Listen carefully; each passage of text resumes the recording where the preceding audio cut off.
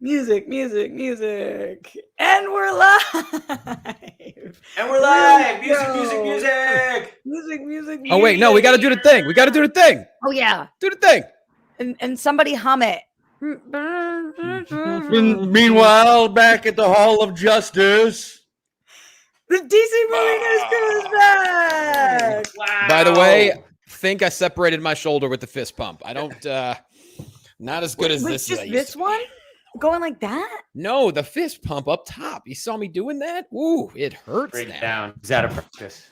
Oh, I have a question off that? the top. In order to be a dad, do you have to wear the shirt that you guys both are wearing right now? Thank you. Yes, we're fathers. They give you these shirts when you have Yeah. children. On this one, my second child, I got glasses too. I haven't worn glasses in almost 20 years, and I'm back to sometimes spectacles. I wasn't wearing them all day, but Yeah. So the yeah, that's last how it time the is. people saw us was for our Batman review. So more than a year ago. March 7th, 2022. I looked Holy it up. crap. My, how life has changed. That's crazy. Since then, literally nothing is new in my life, so we won't even touch on that. How are my boys doing? Johnny, Mike, Adam, we're all back. Everybody's doing okay. We've know, all survived last unbelievable. year. Well, Roxy, let's not forget, you starred in a freaking movie. Don't tell me your life has not changed. Let's Yeah. go. I know you can't even go out anymore. Come on, you can't go Yeah. out in public. I'm going to call you Lola, for God's sake. Are you guys on my Instagram close friends or no? Because if you're not, I got to put you guys there. Wow. There's a close friends, Roxy Instagram. We're not on it. That's some Wow. bullshit. I'll Bring it call back Is to that my a separate Instagram. account, or is that Bullshit. how does that account work? Is it No, it's within the not a account, different or- account. It's on my stories. And on your stories, you can share things publicly or you can share things to your close friends. So Ooh. this Okay. month, I made a close friends list Mhm. and I just clicked everybody who was looking at my stories the most. So if you're not on there, it means you guys weren't following me enough. Yeah. Enough. And But by the way, what, Johnny? no, you mean like so on Instagram when it becomes green? Is that the close friend thing? No, Like, that just means that somebody's active, babe. No. The Instagram stories. If it's green, that means you're in someone's close friend bubble. Am I correct? Is that what you're trying to say? Or not? It's close friend. Damn I'm it. not in your close friends. I know that, Roxy. Okay, well, whatever. Anyway, I watch your stories. And after I- today, not to give anything away, you're definitely not going to be in her close friends. No, I'm just kidding. I don't know. I actually think that this story is not even totally relevant anymore, so I'm just going to push on past it. Welcome to DC Movie News, everybody, where everybody here is one of my close friends. Going around the room really quick, Mikey Christmas, he's back. Mike Kalinowski. Mikey Christmas. Mike, you want to show the people what you're making, or you can't? I put it away. I'll go back and get it later. As Why'd a you treat. put it A away? treat to all of us. Because it's in the bedroom. I don't know. Oh, Yeah.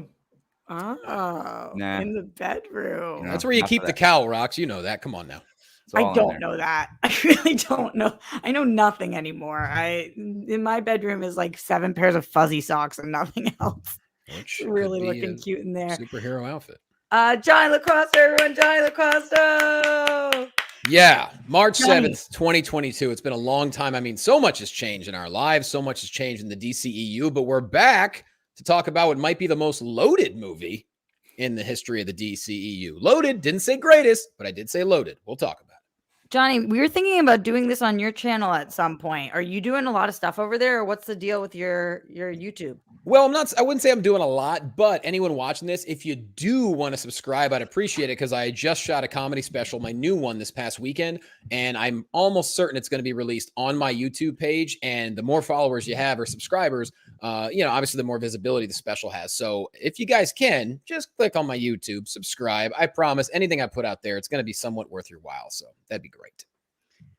And the man who's had 2 kids and 2 Father's Days, Adam Gertler, everyone. 2 for 2. What you got next year? I'll go 3 for 3. I'm not afraid.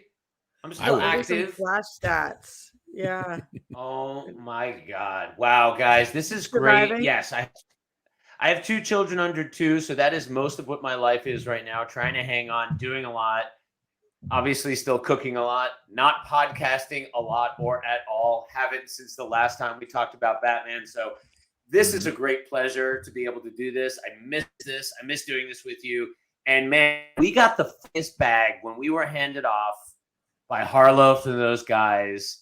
Here, guys, DC's going to start making movies like Marvel. And here we are, like, what is it, like almost 10 years later, 8 years later, 9 years later, right? Since we started. Well, we did the show And- consistently for 7 years. So Yep. yeah, it's been, Wow. I want to say Almost a 10 decade. years. Yeah. Mhm. And now here we are at the end of the DCEU as we have known it. But that's the funny thing. It's like it was only ever half known as that. And that pretty much sums up the whole thing. And here we are. And I thought we were going to be coming back for a purely triumphant victory lap. And here we are. It's a mixed bag to talk about. Enjoyment aside, just so much to talk about. Johnny, like you said, loaded, fully loaded. It's been a long ride. I mean, when we started DC Movie News, I don't even think Roxy could legally talk about marijuana. That's how long ago this was. Because of my age or because of how illegal it was in this state? Because probably both. I A mean, little bit of both. I think. yeah, it was a really long time ago. I kind of hope that we do this once a year for the rest of our lives, at least. Like, Yeah. Why not? even though we've made it past the DCEU, I think that we should continue this tradition forever. We didn't do one for Shazam 2, and we didn't want to do one for Black Adam, and I think that's okay. Yeah. I don't think any of us had anything we were dying to say about it. Yeah, both those were HBO Max watches for me. I didn't even get to the theater. Whoa. Like for this one, I had to sneak out. I'm a father of two under two. I had to ask permission. I went to a 10 o'clock show after the kids were in bed. It was a big deal to get out.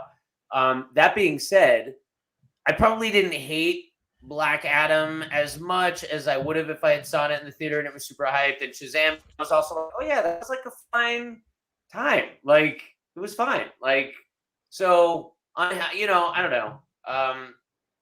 Yeah, interesting. Can't wait to talk Couple about things this movie, guys. before we jump right into this. Number one, to you guys at home, unbelievable that we haven't been here since March of last year, and that when you guys saw, thank you to Johnny who Facebooked, Instagram, tweeted us all out.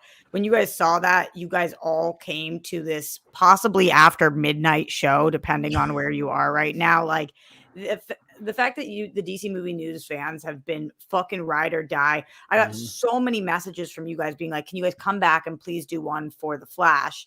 And the way it came to be was we're still in a group text together. Yeah. The four of us and Ryan. What's it called? Is it DC Squad or we got a name for it? I think it's DC Squad. Yeah, the DCMN squad. And it's cool, man. We're just there to support each other. We're there to send cool tidbits of info.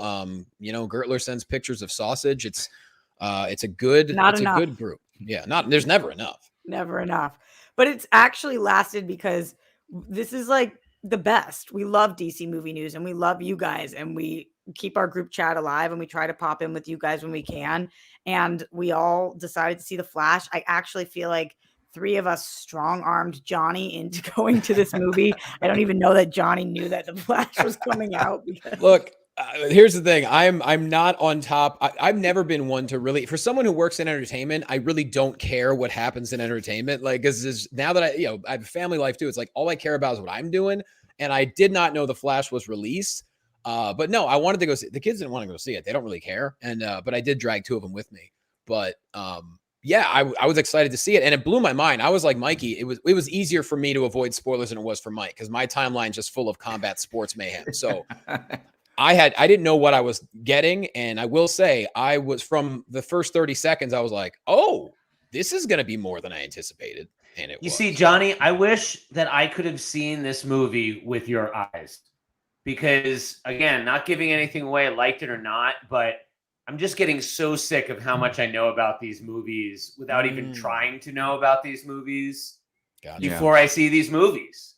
So that's not to say that there were no surprises, but there were so many things that I already knew about, and I just lost a lot of the punch.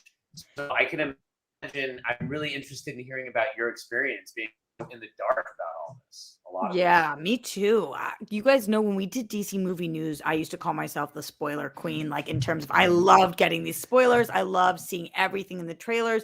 But I'm with you, Adam, now. I put out a review on TikTok. You guys know I go to those screenings that kind of fucking suck. Mike, I'm with you, where the critic screenings that I go to, it's not a super fun experience. The audience is very cold. They Yeah. don't giggle, they don't chuckle, they take Rox, notes during the screening, and they're you- not.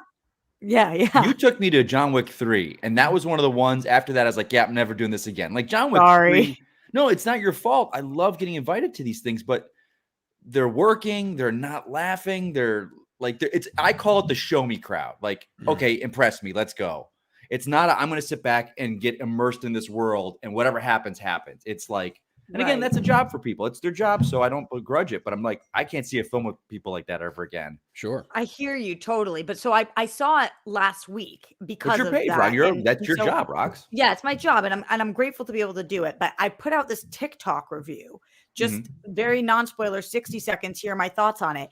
And one guy commented, every person who commented, this one guy went to every person who commented and spoiled the movie and was like, "Did you know?" And had this paragraph that he copy and pasted on every person that gave full spoilers for the movie. And I was like, you have to be such a prick that's what you did with your day. Like, there's just it's Cool. not just the spoilers that are out there in trailers, it's Twitter, it's TikTok. It's like you can't avoid it because people are attempting to spoil things for you, which is just such a mean thing to do. I think that backfired on like these fan screenings that they did for like 2 weeks now. That's where all the spoiler pictures were coming from. So, you lost a bunch of box office by doing free screenings for people, and it backfired on you. Right. That's maybe where why the that's where all movie's these not screen doing grabs well. are coming from. We're Mhm. from these fan screenings. So it's like they'll never do those. I think again. a lot. They were depending on those free screenings to start the fire that really expands and gets people to go. Yeah. Well, let's get into how we actually feel about this movie. We should have Ryan Nelson joining us in a little bit. Excited to Yes. have him pop on Yeah, as buddy. well. You guys remember our amazing producer, but I want to hear you guys' thoughts. We heard a little bit about Adam and Johnny's movie going experience. Mike, will you hit me with how did you see this movie and what's your brief initial thoughts on it? Okay, I'm gonna get crap for this because Harloff gave me a chance to see it like a week and a half ago, and I turned it down. I said, I don't want to do a fan screening. I heard it might not be the final film. I Not want a fan screening, a critic screening, right? Critic Yeah. screening. It was a critic screening, and I was just like, I want to see the final film. I want it to be the final cut. And also, when they finally set the date, they set it for Friday the 16th, which was the day that I saw Batman 89 on back 34 years ago. So I was like, you know what? I'm seeing it. I got my 2 seats that I love in IMAX Friday night. I won't even go Thursday night to the opening pre-night. So I saw it City Walk to IMAX, which is like the one really good IMAX in Los Angeles. And my crowd was insane. Like they cheered at the right spots. They were laughing. They were clapping. I saw Spider-Verse the week before at like a midnight screening, and it was very muted. It was a packed theater, but very muted. But again, it was midnight. This one was 8. So my crowd was fantastic to see this movie with. And my original thoughts were there was so much that I didn't know going in. So all the spoilers didn't get spoiled for me. I was sold after the first action sequence. That scene to me seemed like the Justice League Unlimited cartoon come to life. The way and again, spoilers. This is spoilers. Anyone's watching, this is spoilers.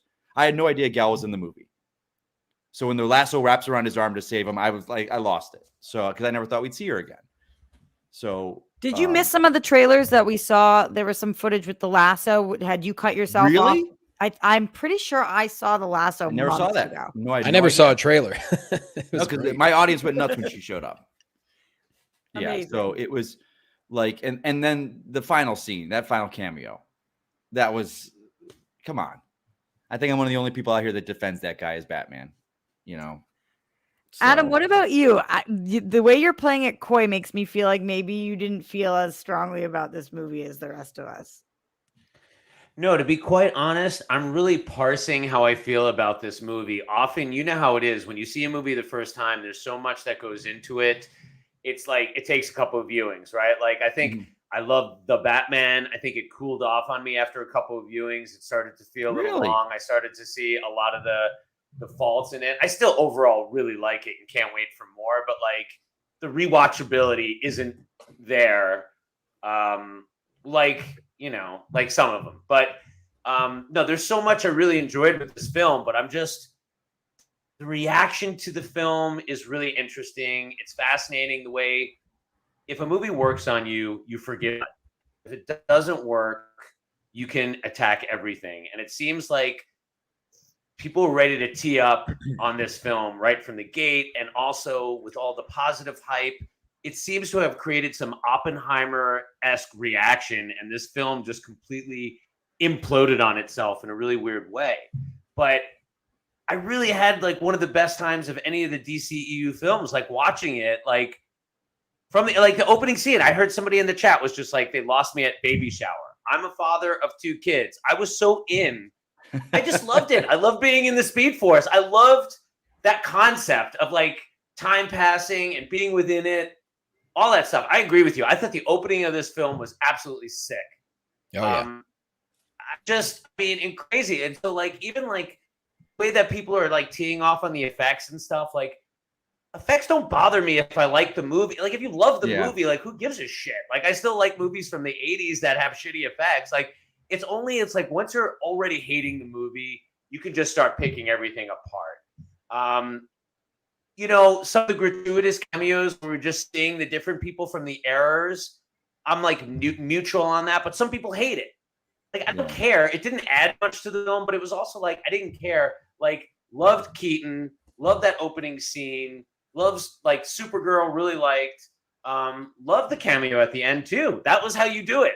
Yeah. That was slick. You see, like that was necessary in a way that some of the weird CGI one was like, all right, we're just looking at movie screens of characters, and that's cool. Like maybe they should have kept it to like using Nicolas Cage in a cool way that would have meant something other than just going through a Rolodex. And I'm a little all over the place right now, but like that's okay. What worked for me, like being in the Speed Force and like a lot of that shit I just loved. And the first time they entered the Speed Force, which again, I know for some people it didn't work. Like I was all in. I mean, I had 3 edibles that could, 30 milligrams of THC were coursing through my system. And I'm a father of 2, and it's a rare thing to get out. So I wanted to have a good time when I saw this movie. I know we're going to get to the specifics about the Ezras and all the things, but yeah, that's my overall thing is like, I'm way in the positive on this movie overall.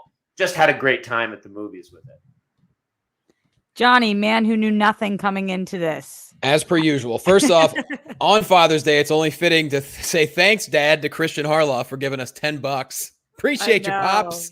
What a cutie. To follow up what Adam said, first off, the baby shower joke, that is the same exact joke that people would be applauding a Marvel movie for. So anyone bitching about the baby shower joke, save me with that. That was entertaining. But this movie, like I said, I go into this completely in the dark, didn't even know it was released because look, I don't pay attention anymore. It's not on my high priority list when it comes to movies in general, to be perfectly honest. Like if we're going to do a show together, damn right, I'm going to go watch it. But I went in there having no idea what to expect.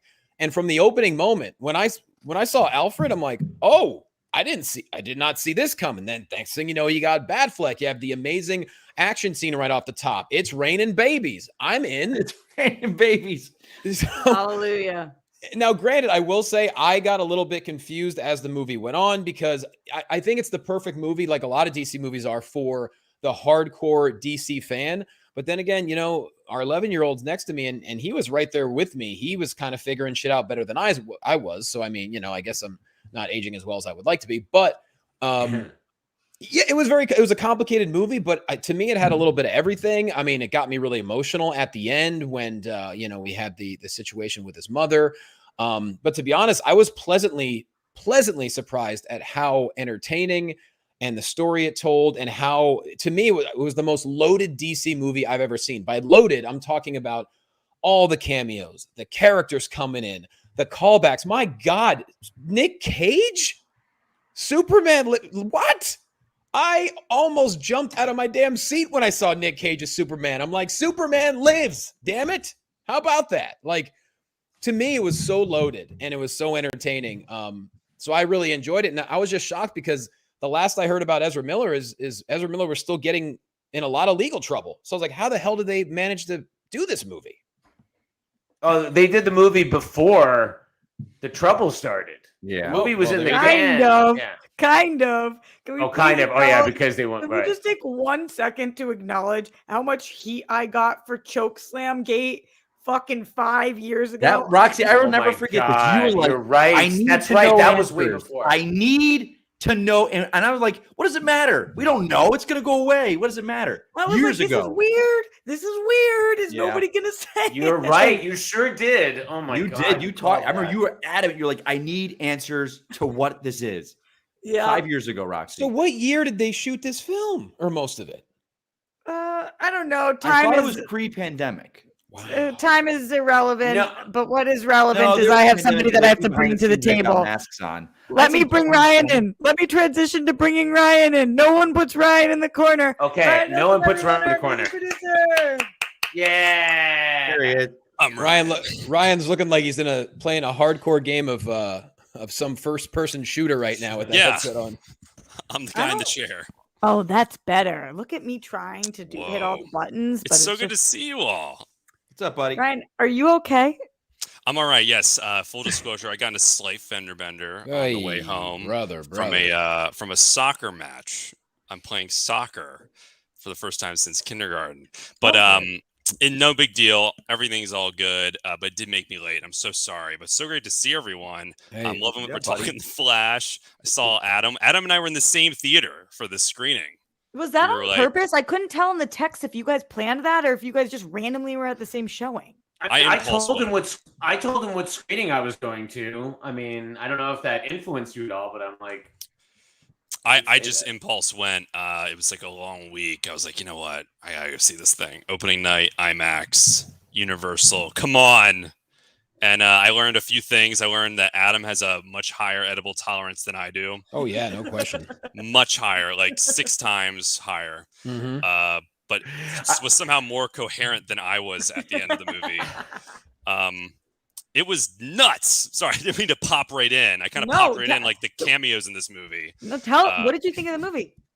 Oh my god, I loved it, y'all. It's so funny bringing up not to go back to Chokeslam Gate, but while watching the movie, I was cycling through a bunch of memories from DC Movie News heyday because I remember Roxy bringing that up like every week. We just not getting answers. I remember the COVID episode where we were all on Zoom and the news broke that like Keaton was coming back. I remember Sasha Kale getting cast at Callie. I'm getting saying cast- Sasha Kaye because Kaye. it's what I think is how somebody who speaks Spanish would pronounce 2 L's. yeah, but that's I what don't I've heard. know. I've heard Kaye. Well, Okay. I feel like Ezra was mixing it up even before I left, and I left in April 2019. So I don't know. I could be wrong on that though.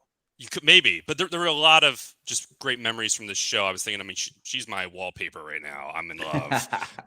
It was so much fun. I was also thinking of all of you 4 while watching it. I was like, Mike's gonna lose his mind at that. Johnny's gonna freak out and laugh at that. Roxy's gonna love this. It was great. I mean, some of the cameos. I think like this movie scratched a particular itch that I just didn't know I wanted. And I think you can't help but compare it to other comic book films, but we all know this is like wrapping up the Snyder, this era of DC movies. So every time there was a cameo, it hit differently than it would in a different film. And I also think just the nature of Flash and Flashpoint and traveling. I mean, you got to do that stuff. Like if that wasn't in there, I'd be like, it would have been a missed opportunity. I mean, obviously, I freaked out over Nick Cage. Like, I remember donating to the John Schnepp documentary Yeah, Yeah. me too. when all that was happening. Like, that was incredible. Like, And of course, seeing Christopher Reeve, that's tier worthy Well, right it's- there. it's You know. funny, like because what people are saying, like why were certain cameos in there, this and that, like because my girlfriend Shannon, she had no idea the Nicolas Cage thing. She didn't understand that at all, and then on top of that, she didn't understand the giant spider thing. Mhm. Because those were 2 kind of different things put together for the one cameo. And I said, we're going to watch Kevin Smith talk about John Peters and the giant spider, and you're going to lose your mind. But Mike, Right. did that really detract from the movie for That's her? what I'm saying. Like, Roxanne, I think what Adam, you were saying is like, I think this film, when you tell people this is the greatest of all time, I think we live in a society where it's like, you don't tell me what it is. I do. I decide. So you go in like with a negativity, like they said that about, they didn't say that about Spider-Verse until the movie aired. And then they were calling it the greatest of all time. Now, do I think this movie was the greatest comic movie of all time? Absolutely not. It's not even the best DC film. Just like I don't think Spider-Verse is the best Spider-Man film. But so many people were told that for months. Tom Cruise said this, and so said this. So you had this negativity behind it that this, that can't be. This is bullshit. Not, so I'm going like this. So then people like, Nick, I hear things like, no, why did they put Keaton in it? If it would have been Christian Bale, it would have been better, and then it would have made $1 billion. I was like, that makes no sense. Yeah. Like Bale would never have come back for this unless Nolan was involved. Would have been sick though. Would have Would have been Wait, sick. guys. Would have been. But wait, For a little- Michael Keaton didn't just appear in this film. His first scene, he was as Jeffrey Lebowski, the dude. I mean, I abide. I was not prepared for that. See, that's something I was not prepared for. He's in these sandals. He's the dude. He's like, I got a beverage here, man. And then he's spinning off of a chandelier. I lost my shit at that thing. I mean, yes, and it was like CGI, like Yoda with a lightsaber, but I didn't care. I'll be honest. It Michael took me a few Keaton as minutes the to dude. know. I didn't know it was Keaton at first. It took me at least a few minutes. See, to that's figure it out. great. That's kind of Yeah, amazing. that's good. If you didn't know, that Didn't would make know. it even a so much better of a reveal. So let me tell you guys my mindset going into this movie and how it first hit me. I think I can very safely say that I'm the only one of the 5 of us who finished the Flash TV show. Did anybody Yeah. else make it through the 9th season? I No, don't- It I I only think failed I'm got- after the- like I 4. think I'm the only person on the planet who finished the 9th season of the probably Flash. rocked. It was fucking awful at the end. Wow. It was. It was. I Wow. mean, they went from having low budget to no budget. The way that Wow. it slowly ripped my heart out, and it Yikes. only finished like a month ago. I can So- add to that when you're done about what the CW has done, but go ahead. Did you, Johnny? Did you check out the final season of The Flash on the CW? No, but I can Oh. tell you this, that new brass came into CW and realized that all these superhero shows were way too costly and they weren't bringing enough return. So therefore, all the superhero stuff has been canceled because they were just spending way too much money on these shows. So I'm not shocked that season 9 was a bit of, junior college. It was devastating to watch. Like it actually every week I felt like I was slowly dying, going Oh. from Roxy Strier's TV time girl to being like, I won't give up on you, Flash. I won't give up on you. And it was Ugh. just horrible to watch. So Wow. I can't explain to you guys how much I needed this movie. Like Yeah. I was like, please, I can't have this bad taste in my mouth about the Flash. Nothing to do with Grant Gustin. Grant Gustin was a star from day 1 and a Yeah. star in season 9. Like Note. Grant Gustin is Barry Allen to me. I love him. But I just really was like, please don't let this movie suck. Please. So I couldn't believe how powerful and how incredible and how grateful I was every second that I was watching this movie. I think because I just watched something so low budget and like half-assed to go to this in which everything felt very intentional. Like I love the way that they designed the Speed Force, and we'll get into all these different specifics, but for me, coming from where I came to watching this, it was like looking at a preschooler make a piece of art and then going to the Louvre. Like it was legitimately like it was like a piece of art watching this for me. And I thought just like this couldn't have been better timing. I almost feel like they did that on purpose. They were like, we are going to set you up for success if you watched all of this Flash TV show, because this is going to just be so much better. So I loved this movie just with my whole soul. I just loved it. Do I have a couple of different qualms that some things about the plot, some character things that I'm like, now that I saw this a week ago, I'm still kind of thinking about, why didn't you do that? Or how did that happen? Yes, but really to me, what a movie is how it makes you feel when you're watching it. Like when you are seeing a movie, how you feel matters. And how I felt during this was, wow, like a little kid, just like, wow, that is so cool. Look at that cameo. Look at that imagery. Like just wow all around. Wow. Let's get into wow. Let's get into some of the actual things that happened in this. Did you guys see the sentiment online that a lot of people are saying that this had a really strong first and second act, but the third act kind of fell flat? And if you did see that, are you guys agreeing with that? Or did you guys, what were stronger at the beginning? And how does everybody feel about it? I'm seeing a lot of things online. A lot. So that might have been one of them. You got it right. I'm sorry. I was gonna say, I think it has a strong. I think there's aspects of the beginning that are a little weaker than the rest of the movie. I actually rather like the end. I think the middle is great. The beginning I really love. You guys might have already touched on this. That opening action scene with Affleck, which another thing. Like Ben Affleck went on late night shows and was like, "I'm done." He did that 3 years ago, and we got him for like 20 minutes in this movie, which is awesome. And he seems to be like in a way better, place in his life. So that was also really heartwarming for me because I'm like, Roxy, I know you're also a huge Ben Affleck fan. I'm a massive Ben Affleck fan. So I was losing my mind at that. I mean, the dude's got air. Anyway, no, I really like that. I thought the microwave baby thing a little weird, a little unsettling, but don't know like what the missed joke there. I would say I don't think it was malintent like some people are saying online, but I just think that was. I missed that. What are people saying about the microwave baby stuff? So I think just it made some people uncomfortable. Like, is it because it dinged and it was ready? Did it ding, or is that in my mind? 3 edibles. It did ding. I think It did ding. Yeah. But don't forget, Okay. the microwave wasn't plugged in, so the ding. I know. Exactly. It was a stupid joke. Listen again. Father of 2, under 2. One of my children could easily fit in that microwave, Right. but that's what made it feel like something. I knew it was a joke. The fact that people think it's in bad. I mean, it's just a people little are weird. way too effing sensitive right now about a lot of things, guys. This is not something to be offended about. I think mean, like if like- he put the baby in them, I don't know, like in midair is to catch. It just was in the microwave. Like I don't know how. It was just odd. I thought like it was a little distracting because in that scene, it's like, well, this is so cool. This is the classic like everything's slow motion around you, and he's going on his normal speed, and like Jim Croker time in a bottle, like. But it was just a little odd. Like that kind of. You know what was cool about that? Babies look fake. Like the babies. You know what was cool about that? Yes, the wrong. babies look fake, but again, that didn't bother me. What was cool about that was that we learned later. I mean, at least I think. Someone correct me if I'm wrong.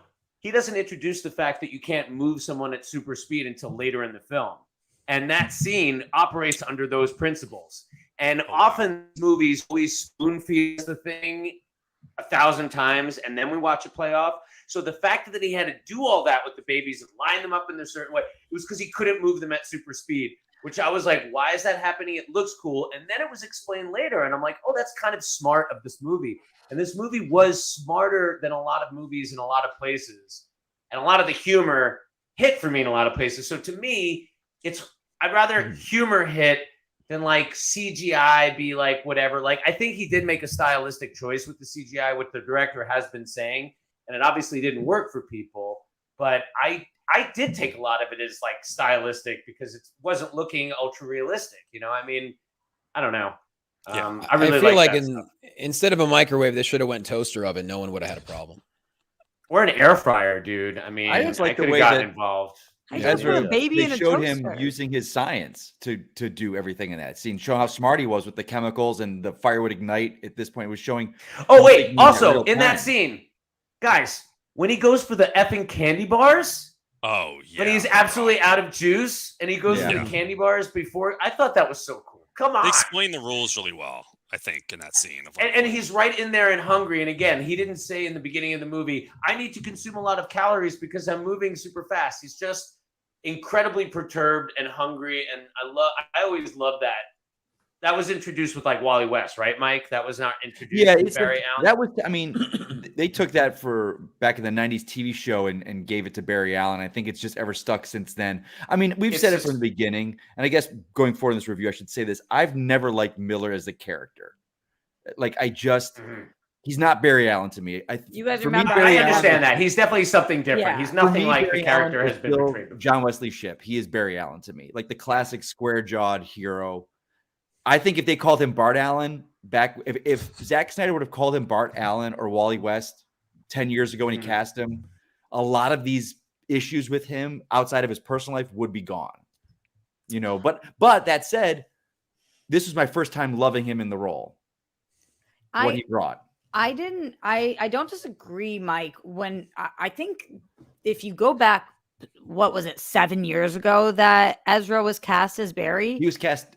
Someone said 10 years ago because Affleck years was ago. cast in September of 2013, so he was not far behind that. So all I had seen them in was Perks of Being a Wallflower at that point. I think that was the only experience I had had with Ezra, and thought that they're a good actor, but just not like I didn't feel one way or the other. Then I saw Justice League, and I said on DC Movie News multiple times, my least favorite member in the Justice League is Barry Allen. I just, and I think it was because we had that direct juxtaposition with Grant Gustin, who just at that time was so my Barry Allen. Right. And then I think there was interviews where Ezra said that a lot of the annoyances were character choices. And I believe that they referenced that they were referencing people who were on the spectrum and that they wanted to bring different influences into the character. And it just wasn't fully aligning for me. So regardless of all of the personal life issues, I'm kind of with you, Mike, that I haven't been the biggest fan of Ezra in this role, but this was by far and away the best that Ezra's done as the Flash. I mean, by miles and miles. Yeah, they were like, the work that they had to do was, playing two versions and both distinct. What I loved was the fact that we never saw Barry Allen learn how to be the Flash, but then this movie showed us everything he had to go through to be the Flash. So we were getting this kind of like, that was a great part of the movie for me, of showing him of what he was like before that we never got to see with him. And now here he was coming full circle with it. So the acting that they did, that sold me on what they did. Has there been a bigger movie with the double component where someone's playing two characters? I don't think so. Parent Trap? Yeah, it's a pretty big movie. But in terms of did Will Smith do one a couple years ago? Oh yeah, never mind. Yeah, that's true. He was old and young Will Smith, right? I guess that wasn't a bigger movie though. And maybe he's just as big. I think that was a bigger flop though. But this Gemini Man. Wait, did you say bigger slap, Ryan? Talking about Will Smith? Oh, there he goes. His comedy special is coming out when, Johnny? I don't know. I have to edit it, but it's done. It's in the can. That was a good one. This is why we keep you around, Johnny. Double Impact with JP. Someone just said Double Impact with Jean-Claude Van Damme in the chat. I was thinking about the movie with Van Damme and Dennis Rodman, but I forget what that was called. Oh, don't tell me. I'm not going to look at the chat. Double Trouble. Double The team. point being, though, Ryan, that there's some heavy lifting going on. Heavy lifting. Yeah. I mean, I actually was curious. I would be very curious to see how they did that. Well, did you see Rox? They've been posting pictures of Ezra's double. He was on the set and he looked like him. Like he had like the long hair. He looks like him very much. So they had a double. So was Ezra's double always long-haired, Barry, or no? It seemed like it. It seemed like it in these pictures that they posted. Huh. It's wild. I think and that, whatever that visual effect is called, where you're putting someone's face on a double, that was seamless for me. I've heard a few people complain, seamless. I never noticed it once. I actually stopped thinking about it, which I think is the biggest magic. I did too. Yeah, I didn't notice anything of it. We got a couple. People are filling up the chat roll is just filling with these films with actors playing, and Multiplicity with Keaton also. There you go. A lot of Nutty Professor and Eddie Murphy talk. As big as this is a $200 million movie. I feel like Parent Trap was You're the right. right This one. might be the biggest. First off, though, let's give respect to the greatest comment by Alan Smithy. He says, Eddie Murphy in the Fat People movie. While we are looking at comments, I do want to give such a big shout out to everybody who's super chatting in or Streamlabsing in. Let's look at a couple of these. Dan V, if only Henry Allen kept his receipt, he would have had an all right alibi, not reliant on a camera with apparently none at the registers. What a fool. I've actually seen 1,000 people post this. Like, how do you not have a receipt or any record? Nobody saw you. This doesn't make sense. Wow. It's not taking place in 2023. Yeah. Like Yeah. It totally checks out for me. I'll get to my biggest problem. Maybe he paid cash, no credit card receipt. Like stuff like that. Like to me, like, here's the thing. I was talking to some people. If you don't like a movie or if you're not enjoying the movie, every little thing will annoy you and you'll pick it apart. If you're enjoying it, stuff like that you don't even register with. Totally. What about this? Jose Rivero says, one thing I don't see too many people talk about is how Barry matured and learned from his mistakes. And the scene at the end got me. I lost my mom last year, and one more hug would mean the world. Oof. I thought all of the parental stuff majorly worked. Nora was We gotta great. talk about She this. was We gotta- amazing. I'll I think say she's this. from Y Tu Mama Tambien. Oh, I didn't know and that, but I'll say Oh, this: I fire miss actress. Billy Crudup.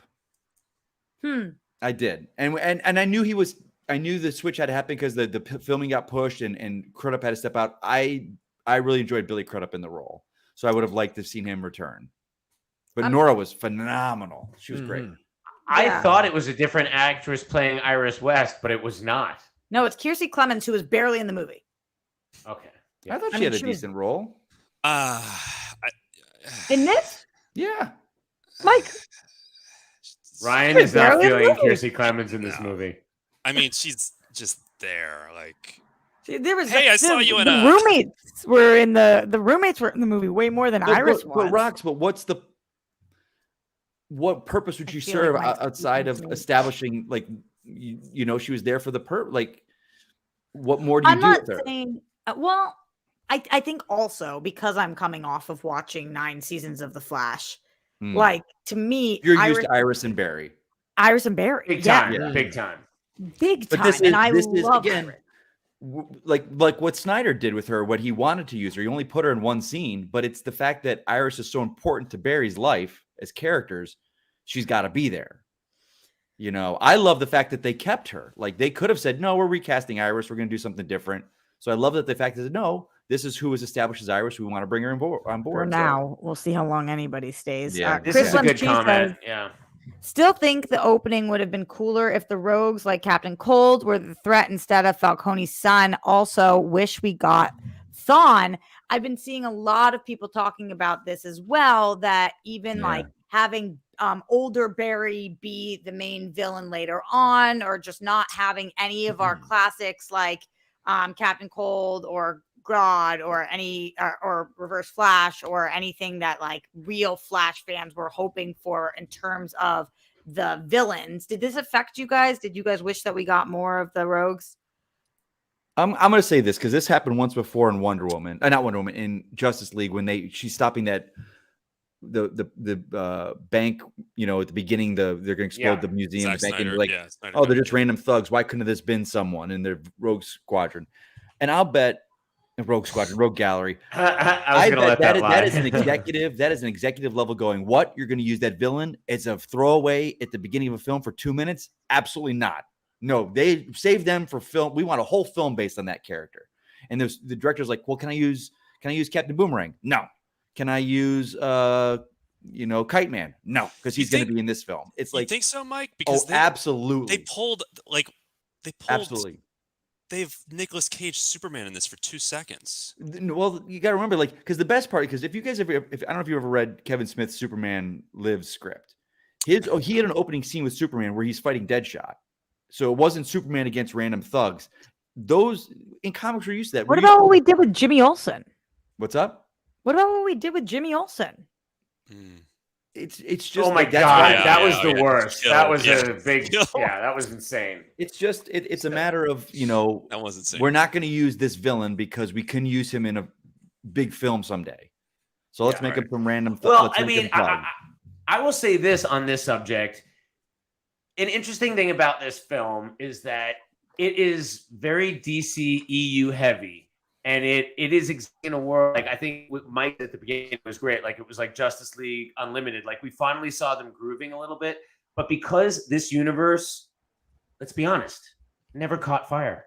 It never happened in the way that Marvel happened, so that you're making these backhand references and here and there, and it's a movie and it's a comic, and people are super on board.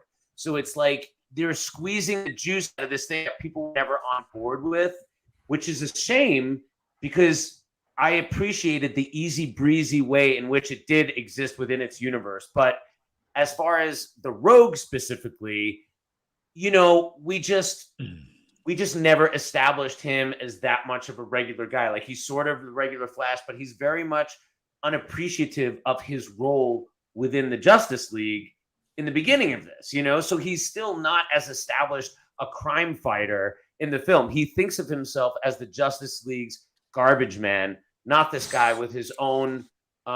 He says that, right? He says, I'm a cleanup guy, right? So he's like, Edible King. He says that. yes. So yeah, see, I remembered quite a bit. I only saw it once.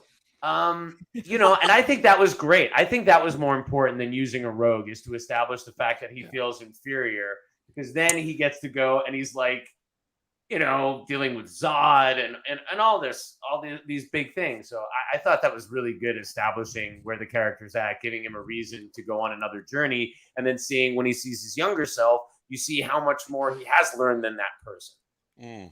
Johnny, I'm super curious to hear from you on if him being the main villain, or I don't know if we're going to call Barry the main villain, but that reveal of Barry being the one who pushed him out of the circle, and it's older Barry who's kind of the villain of this story. Yeah. Did that work for you?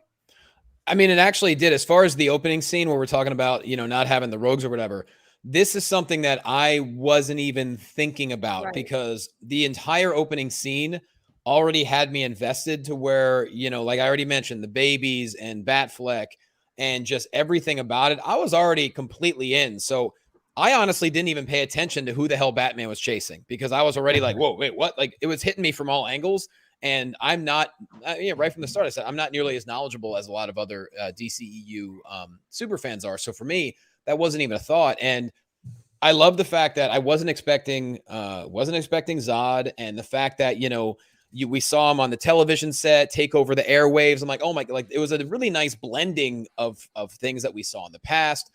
And at the end, I thought that was actually really cool, because, I mean, you see young Barry getting caught up and wanting to constantly try to fix. And I like the fact that, like, we're seeing the old Barry out, and like, this is what happens when you don't use logic, when you become too selfish for your own good, where you don't realize you're being selfish. You're trying to fix things, but you're only making things worse. To me, I think there's a lesson to be learned there. And then obviously it leads to Barry doing the most difficult thing in the world, taking the can of tomatoes out of the grocery cart. So for me, everything really worked. Like I said, there were moments where they were a little bit confusing for me. I did think the movie was too long, but I also think every superhero movie is too damn long. Mm-hmm. So that's not really a complaint for me. But no, I mean, it worked for me, to be honest. That's great. It worked for me too. Let's get through some of these ones. Some love coming through. Daniel Drew says, "Hey Roxy, Adam, Mike, and Johnny, and Ryan somewhere." Ha, ha. I think this was before you came. Woohoo! Long time no movie news. Missed y'all. Really sweet. Thank you. Thanks, Double D. Appreciate you. Christian, our dude who put us together. Proud dad. You think you meant proud dad of this panel, or just like proud Father's Day? He is a father. I mean, He's a proud dad. Father's Day, Adam. A father. I just got to go to Christian's house last week, and I cooked for his daughter's graduation. Graduated 5th grade, going into 6th. We went over there and we cooked, so it was really nice to see him recently. Yeah. Moosty reviews. No way. Hey, Roxy and crew. So good to see everyone back. Does Keaton's universe die at the end? Also, Roxy, where can I watch your movie? Miss seeing you all. Yeah, tell us. Well, Always Lola is supposed to be coming out in August. I'll keep you guys posted. And the Crust movie I just shot, hopefully I'll keep you guys posted on that too, but hopefully next year. I need to hear all about that. I'm good things in the pipeline. Wait, what was it? The second one? What was the second one? It's called Crust. And it's so fucking good. I'm really excited about it. Yeah. It's a horror comedy, totally different than what we're talking about right now. I can fill everybody in later. All right, Roxy, making pizzas.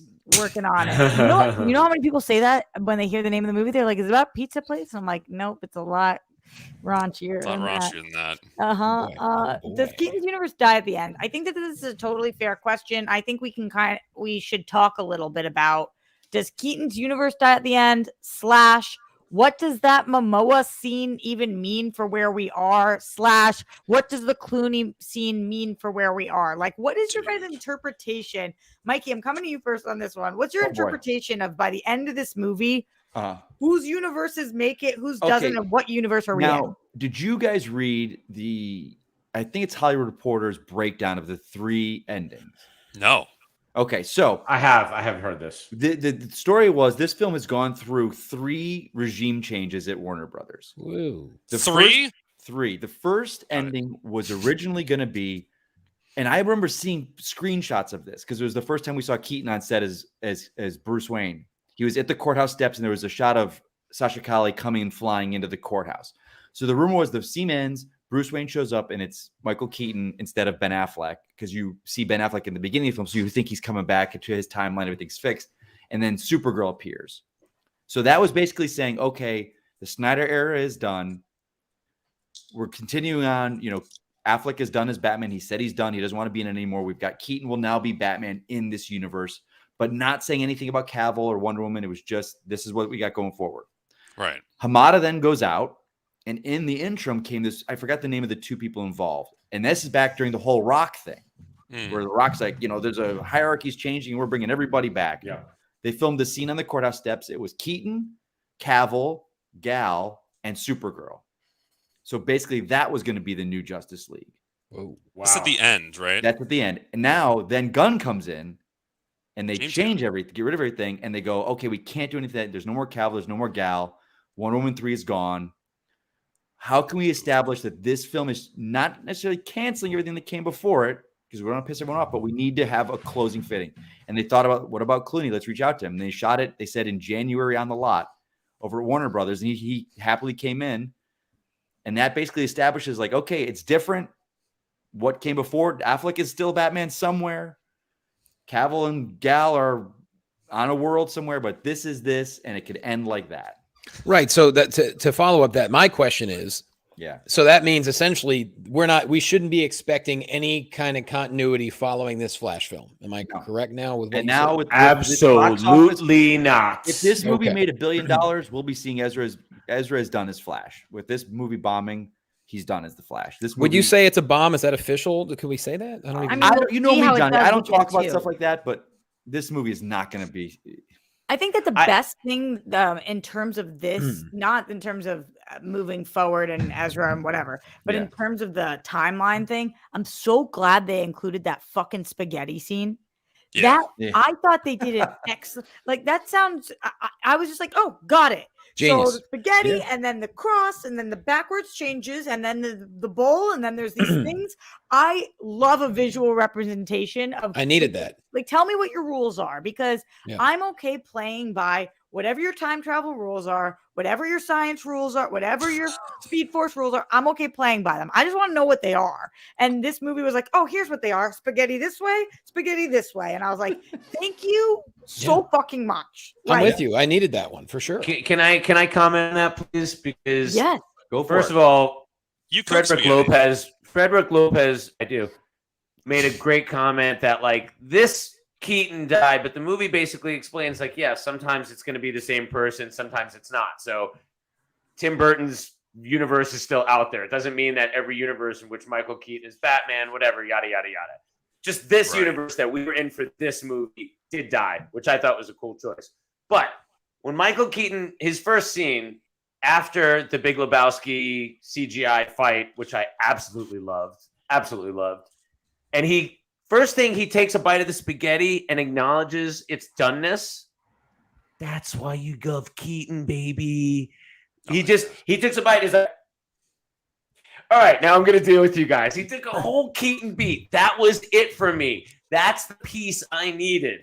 The double take performance. on the pasta before talking to these guys. And they didn't do any of that bullshit about having to explain and having to watch them explain. No, I'm a Flash. There's superpowers. There's this. He's like, yeah, I get it. Sure. No problem.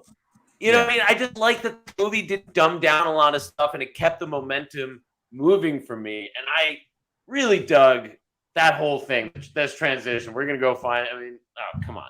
So go back good. and watch that all day long. The Cali kid said, this is DC's No Way Home. I've been hearing a lot of that. Michael Keaton is the MVP. Andy Muschietti directed the hell out of it. It's a ton of fun. They finally did Barry Allen. Do you guys think that this movie is getting hurt? It's helpful or hurtful that we've got so much fucking multiverse stuff going on recently? Well, let me just say this real quick. I mean, are we at the point now Are we just in an era where no movies are ever going to reach expectations at theaters anymore because there are so many streaming options and there's things constantly changing? Are people still going to theaters like they used to? I don't pay attention to the numbers, but I mean, to me, I would feel like the word of mouth for Flash would be pretty good. But now I'm seeing like people are saying, "Oh, Black Adam, no one liked it, and it still did better than the Flash." And I'm just a little. It's a better opening weekend. I think when the numbers come in, I think Flash will make more than Black Adam. Me too. I could be wrong. but I think- do think you're too. right. But to Roxy's question, 100%. People are saying, I just saw this in Spider-Verse and I liked it more. I think part of that is because it's animated and it's easier to accept things like that in animated films. But yeah, we just saw it in No Right. Way Home, and then again in Multiverse of Spider-Verse, Madness, and then again in Multiverse. Like, yeah, Loki. they went all in. Marvel did on Everything Multiverse before it even caught on. I mean, they had planned so much. I think the problem, it's just been so much, and then everything everywhere all at once, Right. separate, but also, yeah, it's too much of the same thing. People are just over this stuff, I think. I mean, is Blue Beetle already dead in the water then at this point? Like, because I saw they showed the preview and I'm like, oh, we're going a little deep now. No, but it is weird that they went from streaming to in theaters with that one. I mean, I'm curious about that call if that's going to end up biting them in the ass. More things going on in the Streamlabs in the super chat. Thank you guys so much. PLD says one of the best live action comics ever. Also love this crew. I did just drunkenly play Jake in trivia, so I may be toasty, but you guys rule. The Schmodown done, so I can't even include Mike in that. And then said, as one, I can say happy Motherfucker Day. Well, he's had a Motherfucking few. He's had a Mother's few. Day. Thank you, PLD. Okay. I think the Yep, multiverse yep. stuff does hurt this movie a tiny bit, just in terms of like this came out 2 weeks after one of the best movies ever made involving a multiverse, and also it won a multiverse movie won Best Picture this year. But I think like this is an example of a movie that did it well, where I think at the core, like it nailed the story with Flash, like everything with the mom. Like I buy it. I understand what we're doing. It's not overly complicated. Like I feel like my parents could actually go watch this movie and understand what's going on. Whereas with a movie like Everything Everywhere All at Once or Multiverse of Madness or even Across the Spider-Verse, I don't know if everyone's going to be able to follow. I don't know if they want everyone to follow, but I think this one did it like pretty well, and it was different enough. Like they're achieving different goals. I think this movie's really it's trying to do a lot of stuff. It's juggling a lot of different balls, and I think it was just fun. Like I think that's my biggest compliment, though, is it made the multiverse element very fun within this film, and I could follow it. Mike kind of told us a little bit about what happened in the THR article about the OG ending. Dan says, I would have preferred the OG ending shot in 2021. Keaton gets out of the car. Supergirl asks, are you ready? Which was in the trailer. I get cutting Cavill, Supergirl, Wonder Woman, and Keaton. Clooney shows it's over. I Good think that's point. exactly it. The Keaton Callie scene was like, hey, this is it. Let's go. We're the new Justice League. We're going forward. Clooney is this is done. This is a nod to the fans. Like, I mean, Clooney, I love the fact that he came back. Like the fact that he even said for years, like, yeah, I killed Batman. I killed the franchise. I was awful. I'm terrible in it. Wow. And then he came back. It's like, yeah, I'll come back. Like that shows. I love that. And it was we knew this was over. We knew that this was not going to lead to anything. Yeah. And I think Which, a lot of people knew that. And it yeah, sucks, but we are and where we are, and we got to go forward with that. And I think that's why there were so many fun elements to it. I mean, when you see the different, all the different universes, I mean, how do you, I had no idea going into it. I was like, I don't know what's going to be the continuity past Flash. But I mean, when you see Nick Cage, a Superman that technically we never even saw, the funny thing is, I thought about it. If you're someone who doesn't know the whole Superman Lives story, Right. you're just seeing a guy in a Superman, like, oh, that's just another Superman. So I think it still resonates. But for those of us who actually knew, oh my God, that's such a cool moment. And then all of a sudden you see Christopher Reeve, and you see, I'm sorry, I can't think of the name of the original Superman. You see, the different George flashes. There you go, George Reeves. It was really, I love how they did that. I really thought that was a lot of fun. And if you're going out, if the Flash is not going to continue anything, why not just throw all your spaghetti in a bowl, as Roxy would say? All your I thought all that stuff like I said, I was indifferent on that, but I think it all just added up to this is the farewell to the Snyderverse, and we can all Right. move on because these things all exist always simultaneously. Nothing is real or not real, and it's just kind of teeing you up. And totally, I saw the Clooney thing as a great ending and not dragging it on or giving you hope that there would be anything more. But they didn't know the movie was going to bomb at that point. So I still think they went in knowing this was the last time you're going to see Ezra Miller as the Flash, as it should be. I want I want it all new. I want to see a whole new thing. I don't understand whether people were like, you got to keep Gal or you got to keep this. It's like, no, it's Adam, fine. Go ahead. You know, but it's interesting. We're at an interesting place right now. And you know, because, and I'm with you, I say you need to restart everything. You need to get a fresh, clean slate. But that means to Gunn, you can't be doing Peacemaker. You can't be putting your wife in these things. She was part of the old DCU. Like, Peacemaker was great, but you can't do that show if you're going to start new. You can't have Margot Robbie showing up as Harley Quinn. These people, the general audiences, are still going to associate those people with what was in the past. You need what we'll talk at the end of like what we think going forward. Yeah. But I think this is not a clean. This was the break, but we're not getting a break because there's Momoa at the end of it. You're right. Like, I didn't even think of that piece. I totally forgot that Like, 'cause they Waller did is that. staying That was around. like- And yeah. they did the Momoa at the end. You're like, and Aquaman 2 is coming out. You're like, what are we doing? And I think Blue Beetle and Aquaman 2 are going to follow the same path as the Flash. Yeah. I Well, think- he's already said this Blue Beetle is going to be in the DCU, He- right? well, he said that's he's like, Gunn this has is said. this first Blue Beetle character, is the not first DCU movie, not the first movie. character. So what does that Okay. mean? So confusing. So, okay, I'll tell you what it means. It supports the spaghetti theory. Mm. It's all back to the spaghetti theory. Same The spaghetti meatball, theory. different spaghetti. The spaghetti theory is him saying I can have it both ways because they're basically saying in some universes the person looks the same and in some they don't. So that's how, and I'm not saying Okay, I but my disagree problem with you. with that, I have so many problems with that, Adam. Then what we're saying is, I thought you have liked the favorites. spaghetti. I love the spaghetti theory, but I'm like you now where I want a clean break because what we are saying is Henry Cavill and The Rock, we actually don't like you guys enough to move forward with you, but we are going to move forward with XYZ people. And it's like, wait, what the fuck? Okay, Like, I think the fact that they're more minor characters makes it not matter as much. Like, let's come on. Like Amanda Waller not being the if they move same or forward Peace. with Gal. Not if I they think- keep Gal. Yeah, like J. They're not Jonah gonna keep Jameson Gal. in I don't think Marvel you is can a keep- they're minor, not is a keeping minor Gal. character that you would carry over from like the Tobey Right, Maguire exactly, movies. exactly. That's different So- from like Wonder Woman. Exactly. Margot And I Robbie's think- kind of a big player. I Yeah. mean, I don't think you she's think going to she's be a big- Harley Quinn anymore. I don't think she's going to be Harley Quinn anymore. I don't. I guess she's so. Barbie now. I guess She's Barbie now. She's Let's go Barbie. party. Lady Gaga. Yeah. Yeah. I mean, I feel like I'm on edibles now talking Yeah. about all this shit. I What get was it. the Let's- Barbie. Oh, sorry. Keep going. Let's talk more about Batman, just in general. Batman. Spidey Sensei, Batman with full gray beard. How do we feel about that? How itchy does it get under the cowl? He shaved. Did you guys get all of your Batman hopes and dreams in this movie? Like everything that you wanted to see from Keaton? Did you get everything you Oh, wanted to see from yeah. Affleck? Did you get More. It's I didn't a- expect it's a- Keaton to be kicking ass for 3/4 of the movie. The Flash. How much can you expect? It's called The Flash. There was a ton of Batman in it. And you know what I liked? I want to speak more about the Keaton part of it. It was obviously my favorite part, but like it wasn't exactly the Tim Burton Batman. It was a reference to that, but it was different. It was he moved on, and the fact that he have him moving fast, it was like old Star Wars versus new Star Wars. Like, sorry, the action moves quickly now.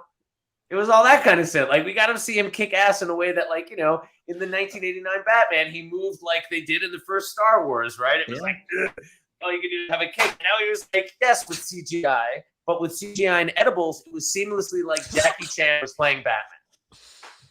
what See, I was? think- Oh, go ahead. I think it was more of a stunt man. Like, you know, I think a lot of it had to do with the fact because I wasn't sure. It's like, okay, we've seen the trailers. He's old. You know, Wayne Manor's closed. He doesn't have the Batcave. Are we going to see like a Bruce Wayne beaten down, broken? And I was like, wait a minute, we've got that with Affleck. The 20 years he's gone, things are different. Like, what were they going to do? This was a Batman. Like, he even says he's like, there's no crime in Gotham anymore. He succeeded. He did what he said I'll do, but he's still alive. So he's sitting there going, all right, I'm going to paint. Yeah, This is he's my a little life now. crazy. I don't have an Alfred anymore. I don't have people. I'm alone, but I did what I set out to do. I'm not going to Yeah. kill myself. But then what I love the fact is like, because it's like, okay, he kind of got excited to help people out. He's like, oh, I get to go back in. And then there's a scene where he's sewing himself up and he looks at himself and he just smiles because he found his purpose again. Like he was able to do what he meant to, like was doing. He had purpose again.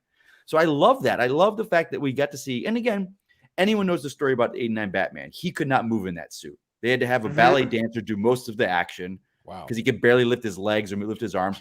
This was giving us a Batman in a suit, or whether it's a stuntman, most likely a stuntman, that could move and fight. That scene of him breaking into that Russian prison, chef's kiss. And I'm going to say this.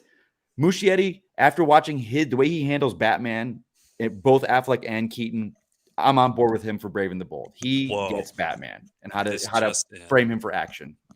I'm with you. I'm so excited that he has the job for that. Yeah.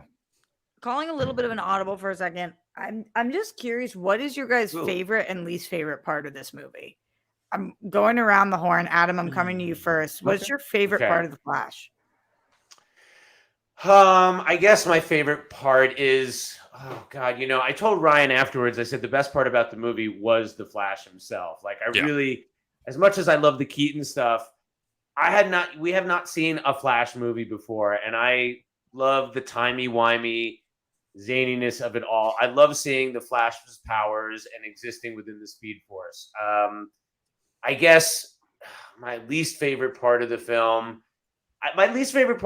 is just how much this film was ruined before it even started because of all the drama. I mean, it's really hard to parse it and not separate it. It took me a couple of minutes before I could even not be looking at like, ooh, it's Ezra and everything.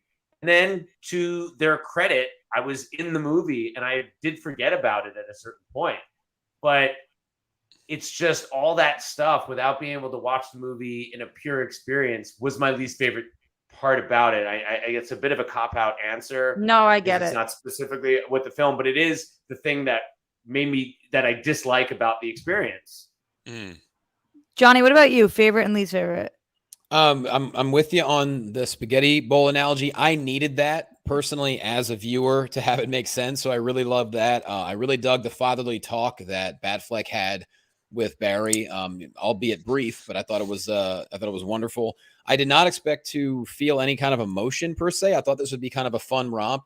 I did not expect to be tearing up in the supermarket in that moment with his mom. That really hit me. Maybe because we're all at the point where, our parents are aging and stuff like that, and you never know if you're going to lose them. But there was a lot of emotion there, and I really did appreciate that. But I'd say my favorite absolute moment, I already mentioned it before, is when we're seeing all the other versions of, say, Superman and Flash, and I forget the other cameos. They just one after the other just kept hitting you, and it was really just entertaining for me.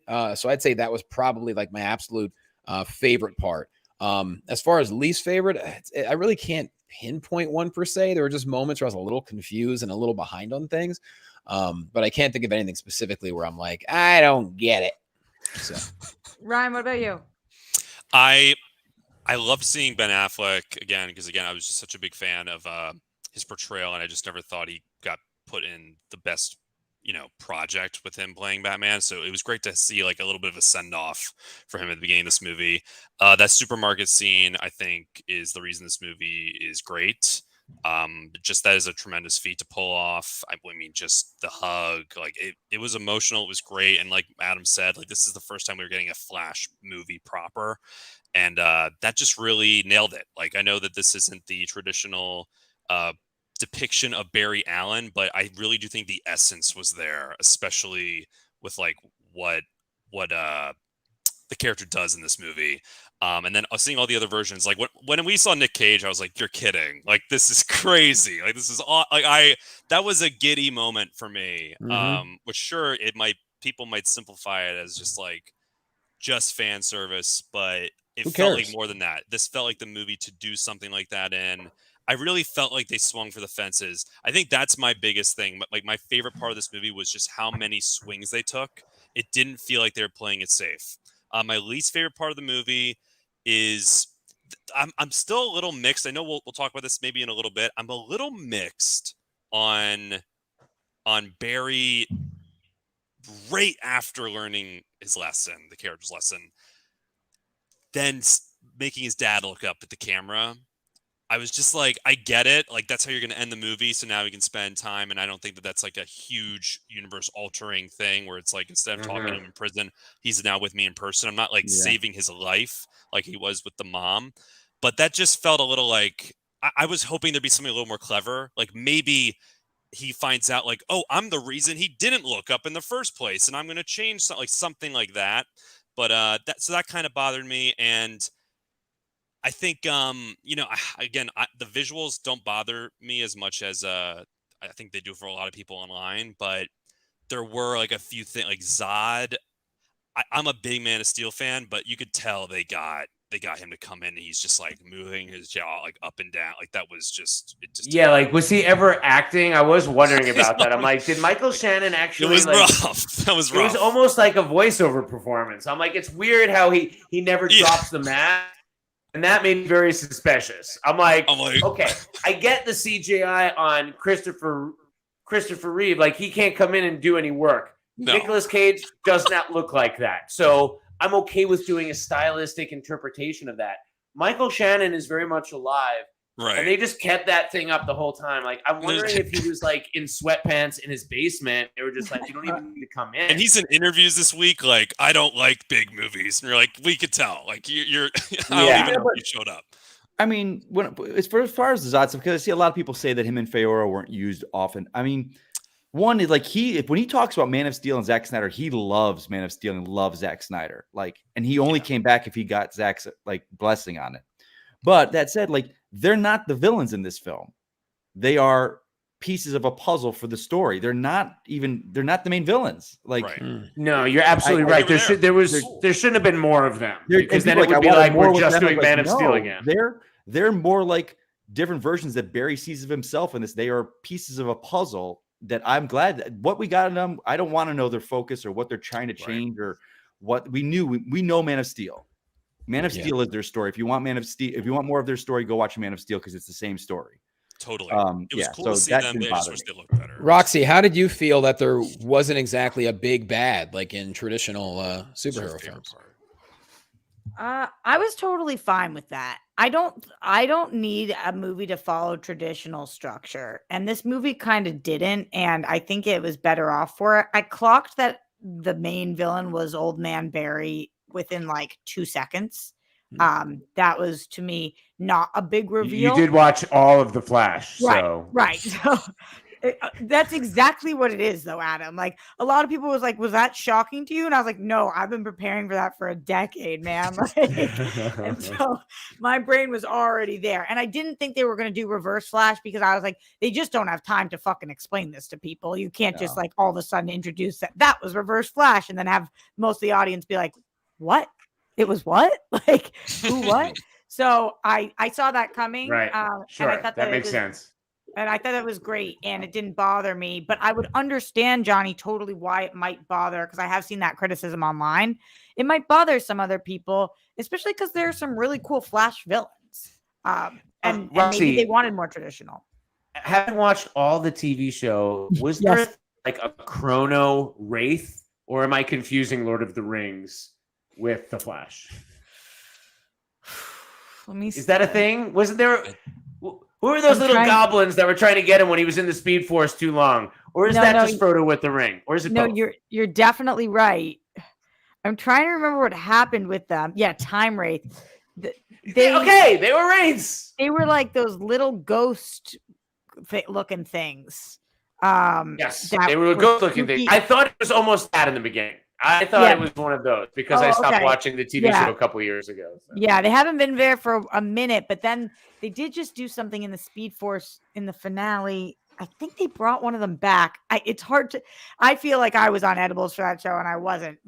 Mike, I saved you for last on this question, or I guess I'll go to me after, but because I know how seriously you take these things, and so I wanted to give you a second to formulate your favorite and least favorite. Oh, I'm so excited.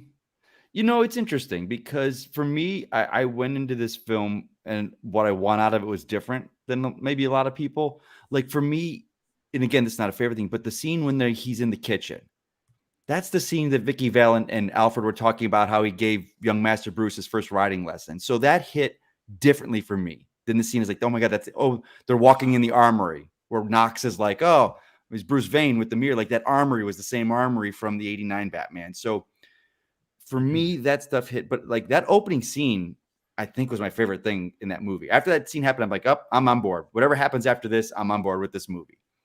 The prison break out of Russia was great. And my least favorite thing is the needle drops. I hated them. Like Guardians of the Galaxy, awesome. Yeah. Like Thor Ragnarok, awesome. Dope. This movie, maybe because I don't know the songs that they were, but they just did not work. And because the score is so good, I wanted more score. So yeah, needle drops. Needle drops. How did it work for everybody else? Did it? What do you mean by needle drops? I apologize. Isn't What that exactly? when it's when like a pop culture Pop song, songs come on, or song common jumps songs. in. It worked for me. Me too. It did. Yeah, and again, my It did. girlfriend Shannon, big music. She loves the Suicide Squad, loves it because the music in that. So she's like, oh, I loved all the music.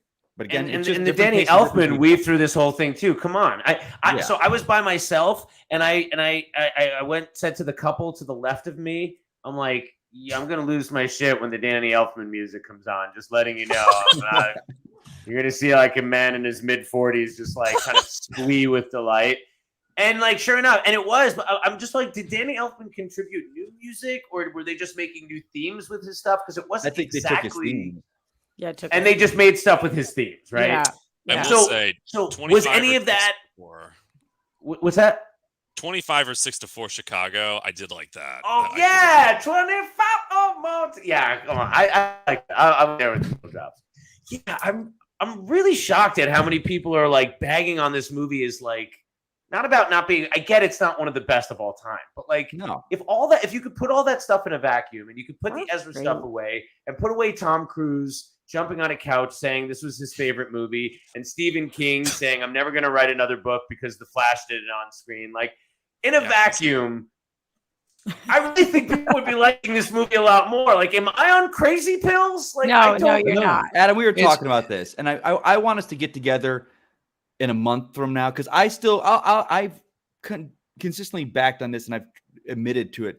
Our reaction to seeing Justice League was caught up in the moment of hype, seeing it on the WB lot. Like I've walked that back so much, saying, "Yeah, we were wrong." My initial hype after the sheen was over, after the bright and shiny was over, was like, and you hear then everything that comes out about it, you're like, "Oh yeah, this was not good." You know, I hope I'm not feeling that. I'm going to see the movie again tomorrow night, and I'll probably see it a couple more times before it leaves theaters. And I hope in 2-3 months from now, like Adam, like you'd said, people always ask me, where does it rank? Where does it rank for you? And I used to go, from now on, ever since that Justice League incident with us, I go, you got to give me a couple months and give me 3 or 4 times watching it before I tell you where it is. Like the Batman, last year when I saw it, I came out, I was like, ooh, that might be my favorite film. Now it's number 3, not even 1 or 2. Okay, we said that at the top too. I said Pretty it's cooled high. a little bit. And that's what I'm It's saying, cooled Adam. You off a said little that. It's bit. like, yeah, so Yeah. having sat with the Batman for a year, I love it, but it doesn't even, nowhere beats 89. And I think No Way it's Home. A perfect lot of again people have better. said that about No Way Home too, right? Like it was everyone like it's cooled off, right? Because when you take the gimmickry away from some things, it's like it's the bright and shiny that we all do feel. We all feel it. Yeah. And so with this, I'm just hoping, because I'm so high on it right now, and a month from now, I'm still that same way. I just hope, and I'll, tweet out about it and whatnot. That's why I don't do rankings for people right away, just because I'd rather be honest about it.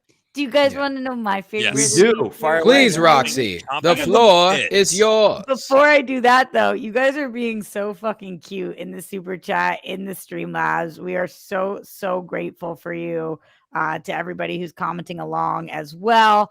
Haunted Autumn, all due respect to DC Movie News Crew, but Roxy and Ryan, my SCN loving, live loving heart was not prepared for this. Much love to you all. Appreciate yeah. you. So, so sweet.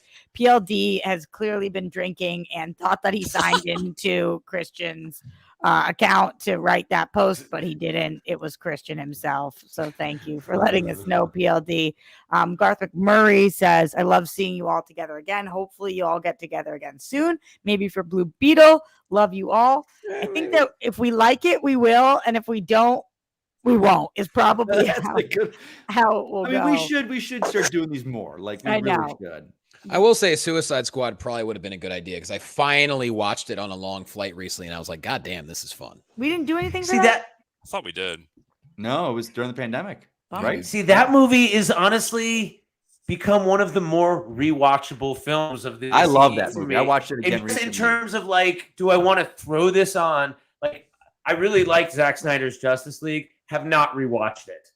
You know, Yeah, me neither. but It's Suicide like 4 or 5 Squad- hours. I've watched it. I watched it. Ah, I bought it on 4K. oh well, that's Wait, Adam, I That have a is pretty question good. for Do you- you. do What you is watch this it in black and reference white? to? AJ Lancaster says, "Can Adam attempt to kick again?" Did you do that? Did I miss it? He did attempt I've to done kick. some He almost hit kicks. his mic. Okay. All right. What? Great. Motor Awesome is craving spaghetti now. I totally get it. Roxy, Same. you tell us your favorites. I'm going to. I said I was going to do that after I gave some shout outs. Doing her favorite I'm on- chats first. I'm on top of it. Although I'll give Roxy, more that was shout-outs just in a in- little bit. I'm sorry. I was just saying that was in reference to Mike talking about how when these things age, how they settle in. And some things you remember great. Some things are really rewatchable. I've cooled on the Batman, but it's very rewatchable. Like, it's so beautiful that like Mhm. I don't always want to sit down and eat that whole pie because it's a lot. But it's almost like anywhere I can watch it from, and it's beautiful and it's rewatchable and it's fun to go into. I hope this movie. I want to see this movie again. And I did not think of that about Multiverse of Madness. I still haven't rewatched. I haven't rewatched Love and Thunder. And those are sequels to two of my favorite Marvel films ever. Have not even rewatched them, sitting there for free for me on Disney Plus. So rewatchability is a big thing, you know? Absolutely, it is, and it's going to be a big thing with ticket sales for this too. So I'm curious to see how that affects weekend 2, weekend 3 as well. Okay, my favorite part of this movie is, and for anybody who's having a tough Father's Day, I feel you guys in terms of proud member of the DPC, Dead Parents Club. I love the parental angle of this. I think that it's just so powerful. Anybody who's lost a parent at a young age knows that you can decide to be one person or another person. It changes your whole life forever. And I think that this like visually embodied that.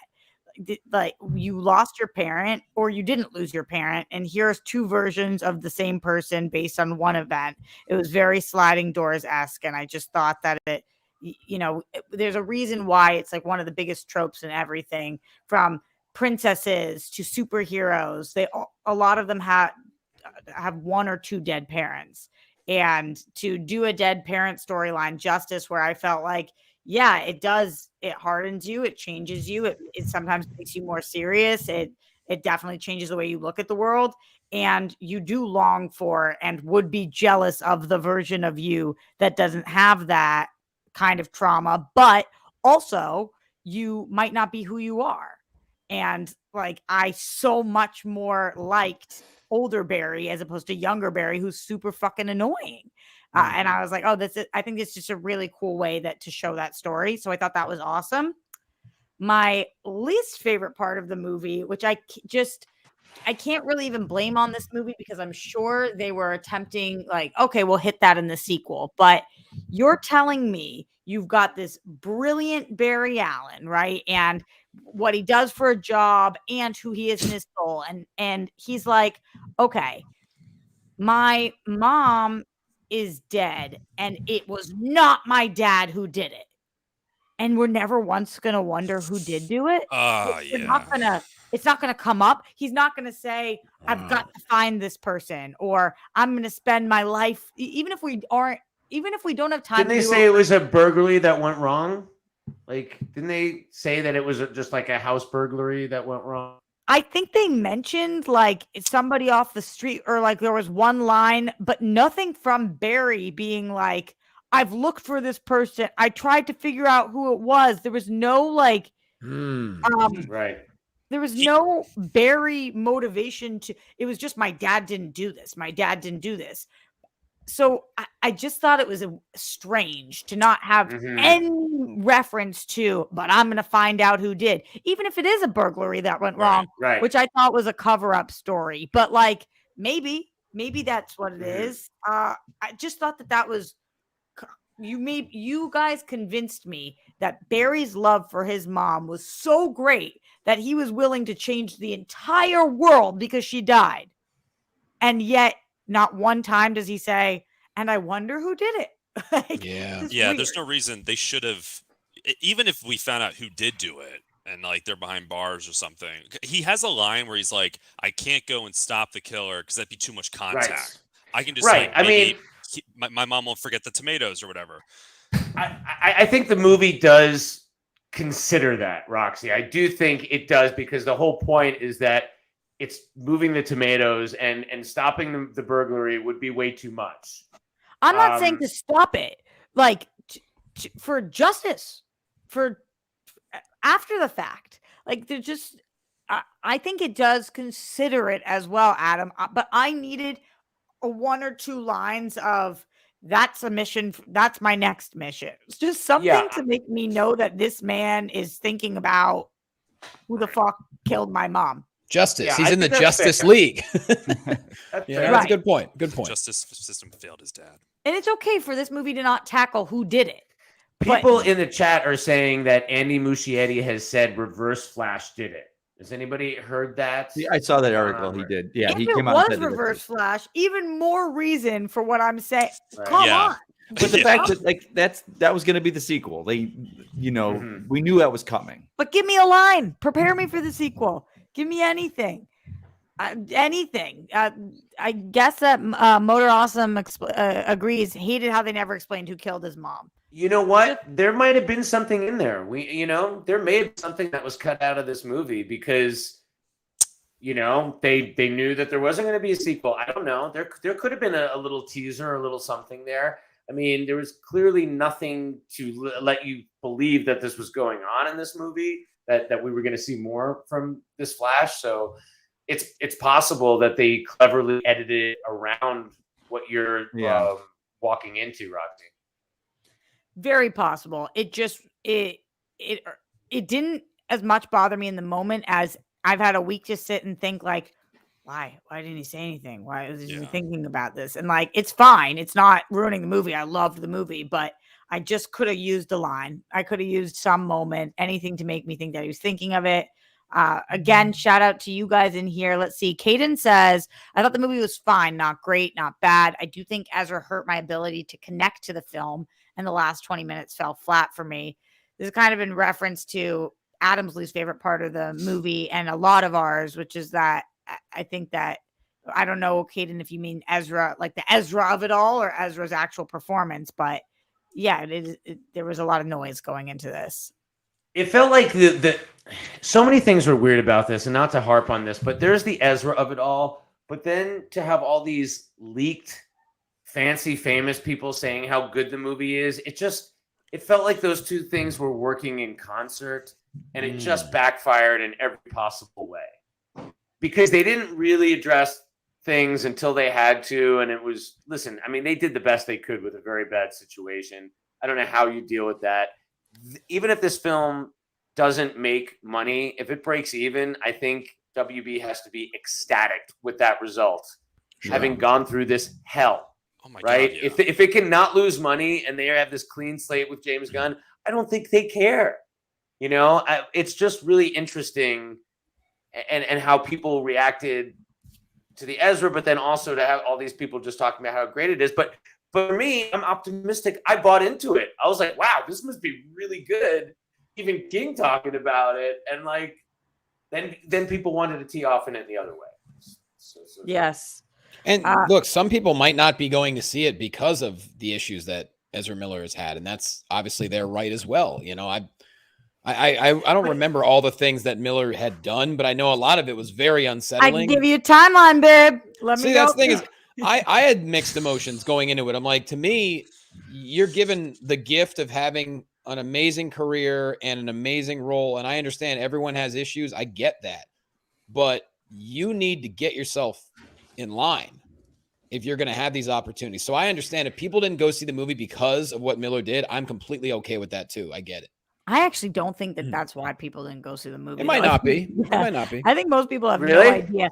Not only when I was back home in Boston recently, because we're in such a bubble out here sometimes, not only did people not know what Ezra Miller, any of the issues or arrests of Ezra Miller, but they didn't know who Ezra Miller was. Right. Like Yeah. Ezra Miller's not even a household name for people. True. Yeah, yes, but Roxy, a lot of these films, these geek films, it's our community, us right here, everyone in this chat. We are like a small spark that starts a roaring fire with these movies. When that base gets excited, the hype ripples, and then the normies come see these films. So Yeah, I that's true. think the lack of that internal hype meter, which normally just works to get people to these movies, just wasn't there at the end of the day, like the way they wanted it to be. If people were freaking out about this movie, it would trickle over into the people. Because I agree with you. I don't think my parents know about Ezra Miller either, but I don't know if they're going to go, if they're running to The Flash. And they see a lot of these. They know Michael Keaton though. Yeah, They did sure a good job do. advertising, like pushing Keaton in Yeah. their ads. Also, I feel like, I don't know, I feel like the days of people going in droves to see a movie because of one person, I feel like we're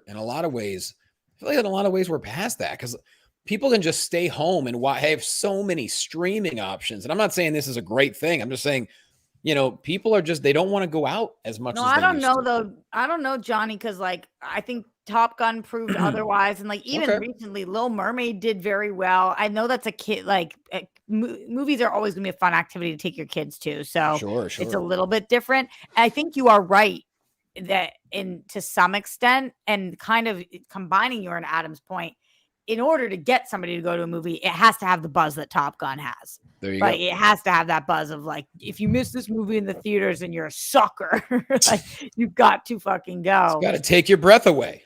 Yeah. And Yeah. Under the Sea. Galago says, good to see the crew again, despite the reactions. We can all agree this was a spectacle, and it's good to finally see a Flash movie. Cheers. Referring to this as a spectacle is interesting because we have heard a lot of people hate on the CGI, but it seems like the crew of the five of us weren't really bothered by it that much, except for in some small moments. Did you guys think this movie looked good? I thought it looked I good. think I think a lot of it did look good. I'll say this. Okay, so Muschietti gets crap right away for saying the CGI is supposed to look like that. Now, I think he was specifically referring to the Chronosphere stuff when he's in the Speed Force. Yes. Like for Yeah, me, that stuff all that looks like worked 100%, because the fact that it was showing that everything is fluid, and to me, it was like an abstract painting where it was like. And he's if you going had through a watched the painting. Flash TV show No, I don't do prior, that, right. then you would know that this was the best version it could have possibly been, Mike. No, I think like I love it. It kind of looked like an ever evolving paint, like he was in a fluid movement. So like, but then again, like I didn't want to see a deep fake Christopher Reeve on an actor. I'm glad they kind of went with more of a, it's kind of surrealish of what it is. Yeah, right. I didn't want a deep fake actor that looks like Reeve, and they made it even more look like him and him talking to Barry Allen. I didn't want that at all. What they did was a nice little homage to these other worlds. Now, if people are saying the CGI that are outside of the Chronosphere elements, like Shannon, she says, there was some weird stuff with their faces when they were with each other and their mouths were moving, but I didn't notice that. But if that's the CGI people are having problems with, fine. But if it's in the Chronosphere, I don't understand that complaint. With you. I agree. I think that's what a lot of people have a problem with. And it did feel like it was very obviously stylistic choice. That was a very stylish choice. Yeah. That worked for us, and apparently not for. Yeah. I'm seeing a comment that the babies looked horrible. I'm like, well, what do you want, bro? They're babies falling out of a building. I mean, come on. Can I was going to throw, I know this is not about the look, but you were talking about why maybe the success. I know that everyone's comparing this to No Way Home, but I really am curious the percentage of the audience that has not seen this character on screen since 2017, because we all saw the Snyder Cut in 2021, like on HBO Max. Yeah. Yeah, I guess. A lot of people didn't, and then the last time you saw this character was the Justice League in 2017. That's 6 years. Like Tom Holland's Spider-Man, you were getting one every 2 years, and then you're seeing him in another Avengers movie, and then you're up to date, like you're on board, you're following the progression of this character. So I'm not even trying to make a joke right now, Ryan, but when Ezra was on the Flash TV show, what year was that? no idea. Because I think that might have been after the Snyder Cut, right? That's the last time that we saw. I think It was Rock right Cut- around the Snyder Cut, I think, because No, it felt because like I it was think- all. we covered it on the show, so Was maybe 2019 probably. Oh, okay. I want to say it was after his first Justice League film. Also, Me- Inserting the CW TV show at every single corner of this. Yeah. conversation. TV time. Roxy Strier's TV time. It was 2020. 2020. Wow. Also, I just mean- to close the chapter on the babies, William Harold says Christopher Nolan would have dropped real babies out of the building to it would look good. So, point taken. Yeah. I mean, listen, when the babies were falling, I was just like, those My are jaw was babies. falling. My jaw was. I thought it was hilarious. I was not thinking about the babies. I fun. thought they looked silly. They were babies. I thought it was just very fun. And if you're looking to pick apart a movie, you could really start anywhere and just pick it apart. You know, I mean, yeah, I was not expecting that. Shout out to Falling the babies. 270 plus of you watching Holy live crap, guys! at 11 p.m. if you're on the West Coast. I mean, like, you guys are just the freaking best. I'm getting to a couple more of these, and then I want to know. It seems like a lot of people want us to talk about like kind of what happens in the future. I can see this comment from D Train about when will we see Darkseid again. There's other comments about Tom Cruise for Green Lantern from PLD. People seemingly talking about the future. PLD also said completely on board for Andy Muschietti and for Brave and Bold, and he's good with youngsters. Him and with Damian Gold. That's right. Yeah, from it. Also, too. let's see, Galagos. What do you guys make of Andy Muschietti claiming the cameo actors all shot scenes with recent comments of the Jay Garrick Flash cameo, who said he never shot anything? I didn't see this. Do you guys know what this is? I know. No. I know. They said Nick Cage filmed for his scene. I think Andres, what he's saying is, he said he confirmed that Helen Slater and Nick Cage filmed stuff. They were the two that did. Okay. I don't think Teddy Sears. I don't think the movie studio is reaching out to the CW to say, "Hey, we want to borrow your Jay Garrick." Why? And I don't mean that in a bad way. I think that Teddy Sears. I said this, Roxy, when I was on with you and when we went to talk about the Just League fan cast. Remember that? Yeah, I said Teddy Sears for Barry Allen in the new DCU. I remember. Yeah. I Was love it Teddy him. Sears who was Jay Garrick in The Flash, the movie? When the TV series. he Who was played him in the CW. movie? They don't know yet. They don't know. No one But it was knows. not I need a him. name. Yeah. That was not him. No, wait a second. Wasn't there a Jay Garrick in the Muschietti movie? In the Flash? There was, Did but it Jay was not Teddy Garrick Sears. come on? It was Eric Okay. Stoltz. Yeah. It was not Eric Stoltz. No, do we know I who love it was? that bit. I love That was a funny bit. More talking about the future stuff, which we'll get to. Henry says, "What are your expectations for DC Studios and San Diego I Comic got some Con?" thoughts on that. Yeah, we want to talk all about the future stuff. More love from for us too. King of Kings says, "Glad to see you all back together again. Thank you for that." Same thing with Master Sith 40. Great to see you all together again. Awesome, super grateful. PLD inserting Ed Harris into every single conversation the way that I insert that I watched all 9 seasons of The Flash, just nonstop. And Dan V900 saying, as far as sequence goes with the speedster saving people, Quicksilver did it better in Days of Future Past in 2014 and Apocalypse in 2016. I rewatched those sequences prior to Flash. They're awesome. I think it's everybody's got a different opinion on what looks good with speedsters. Like, it's just kind of the way it goes, where some people like it a little more camp, some people like it a little more, quote unquote, I guess, But realistic. also, with so many speedsters, you have to differentiate. You've got to do something different. Right. You know Right. what I loved in this, and I'll say this: like, I love the fact that they made fun of the way he runs. That was great. Yeah. That was That was great. brilliant. That was hysterical. And that scene Because was they knew hysterical. he did run weird the way he chose to Yeah, run like kind of like a speed skater, like. But Yes. I love the fact Yeah, that they that made was fun of it. great. They knew to make fun of it. They're like, yeah, let's call this out. So yeah. We could talk about the Flash for clearly hours, because we could also just talk to each other for hours. Before we move forward to talking about the future of DC, anything that you guys are like, I can't fucking not say this in a conversation about the Flash movie. You go, Johnny. No, I think I said everything I needed to say. I mean, I enjoyed it. It was fun for me, but I also don't look super deep into a lot of things. I understand the chat is bringing up a lot of great points. Rex said, "Hey, it's not too much to ask a major company putting $200 million into a film to not have shit CGI." Great point. He's got a great point there. So, but for me, I don't know. I just the movie was happening. They happen so fast for me as I'm watching it. It's hard for me to just pinpoint things while I'm sitting there. So for me, it was fun. It had a lot of surprises. That's generally all I usually need. Yeah, I think like everyone's got to take it easy with the visual effects because like any of these movies, there's always going to be some stuff that maybe could look better than it did. I mean, like I think that's a conversation with every single comic book movie or TV show that comes out now.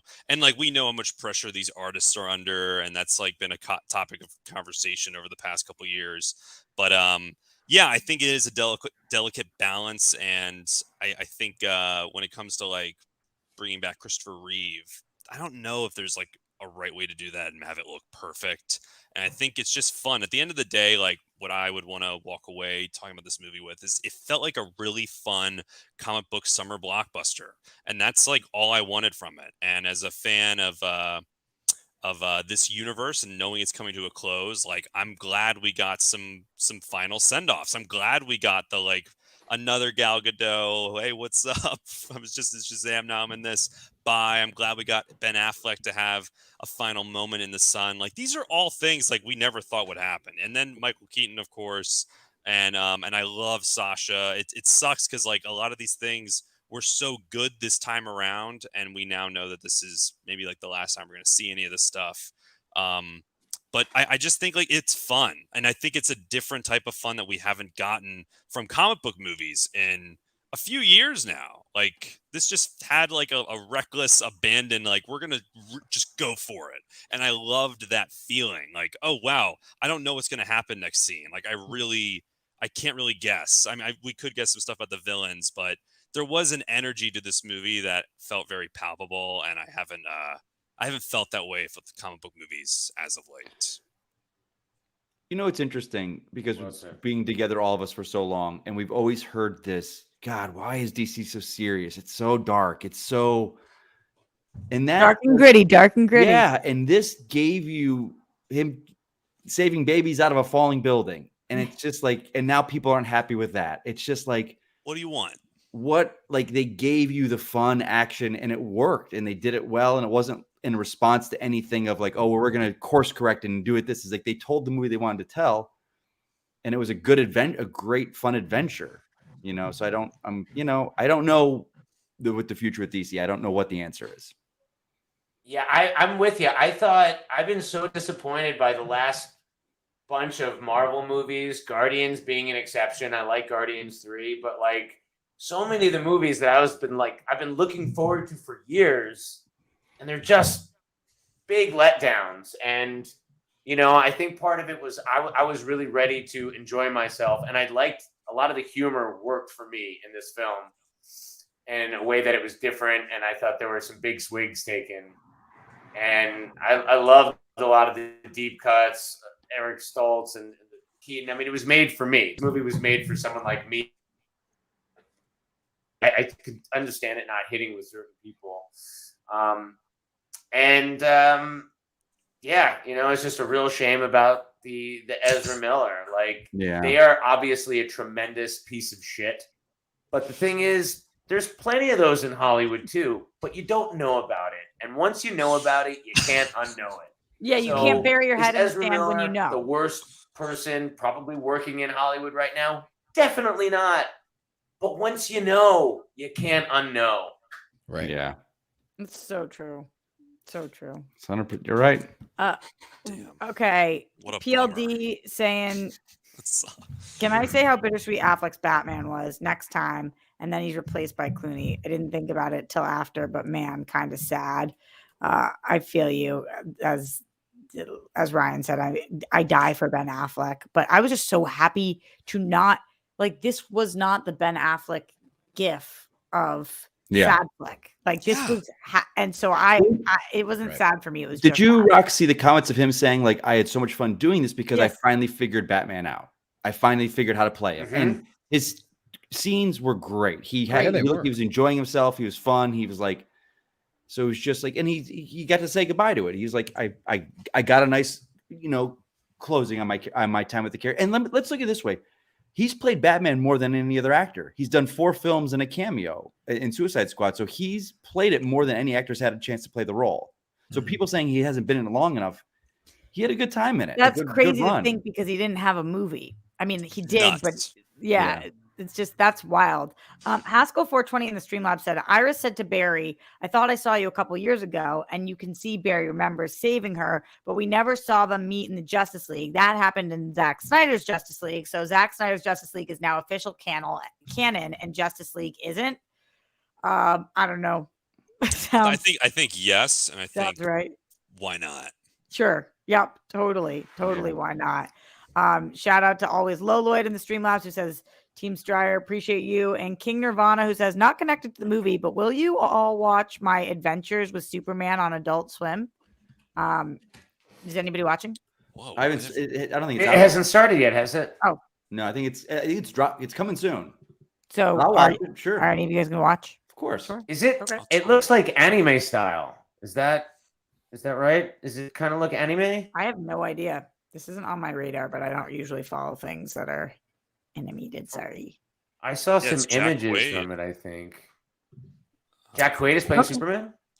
I believe Oh, so. cool. Love him. I don't think it's Actually, anime, I think. I mean, All right, let's talk future. Let's Yeah. talk DC future. Here's my question for you guys, and I want a yes or no on it. It seems like it should be a simple answer, but I don't think it is.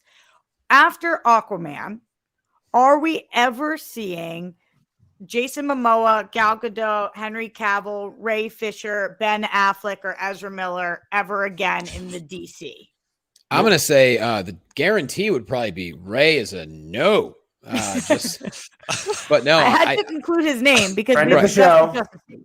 friend of the show. We love friend of the show. No, I think the answer is no. I think it's going to be a hard reset. Good luck finding someone that's better at Harley Quinn than Margot Robbie. But you could say that about some of the other actors as well. I don't think you're going to see any of them. It is interesting about the Margot Robbie piece because Mike's in my head with all the Waller stuff. Because I'm like, I'm so convinced that he's not going to use any of the main players. The Gal thing is kind of a question. I'm less certain about Gal than the rest. Momoa seems to have something going on. Everyone assumes it's Lobo. I think everybody wants it to be Lobo, including Jason Momoa. He's like, I can get a little bit of a gut for that. I can, just be myself. Like, why wouldn't he want to be Lobo?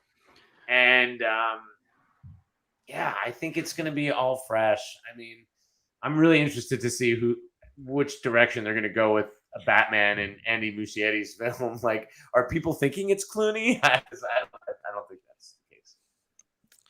That'd be nuts if it was. Yeah, Mike, I got to get are we seeing any of them? No. No. And I'm going to say why. Like I said again, and of us all on the panel, I think I'm the biggest fan of the Snyderverse, of what it is, like of what it is. He's moved on. He's doing Netflix stuff now. Like, it's done. It needs, if DC, like, I don't understand. I was trying to talk to people. It's like, I sat there after this movie and seeing it this weekend, and it kind of like it bombed. I was like, do DC does it just not resonate with people? Is it just Batman that's going to put people in the seats? People are not into these characters because, and my friend was like, well, look at Joker. I was like, yeah, how do you explain Joker? How do you explain that movie making a Joker movie without Batman making $1 billion? How do anyone explain that? Right. How do you explain it? And I can't, because I love the movie. How do you explain Aquaman making $1 billion? I don't know. I cannot tell you what's going to happen, what's going to make money next. Like, the Batman did well, didn't do more than it made $770 million. So it wasn't, and again, we were coming off the tail end of the pandemic. Yeah. Does it come out now instead of The Flash? Would it have made $1 billion? I don't know, but it's a great movie. But I can't tell you. I'll say this, and going forward, what I think the next steps need to be, I think they need to shelve Blue Beetle for right now. Release Aquaman. They're going to, or they need to? This is what they need to. Oh, I think at WB right now, they need to get together and go, you know what? Gunn, we love Blue Beetle. It fits into what we're going to do in the DCU. Hold off on it. We're going to put Aquaman out. If it makes money, great. If it doesn't, we're going to chalk it up to it's in the past. You come to Comic-Con, you don't talk about the Flash. You say Blue Beetle, you say Aquaman's coming out. You get hype for Superman. You build Superman that this is all new. You release Superman, and after Superman, you drop Blue Beetle. You are going to kill these two movies. Agreed.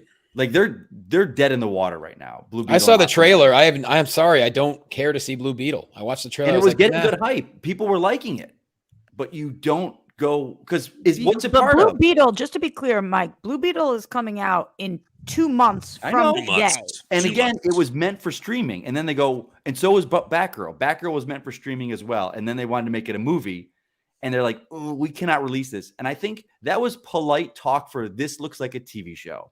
We cannot put Michael Keaton Batman on a movie screen that's supposed to be meant for a TV show. And Blue Beetle was meant for streaming.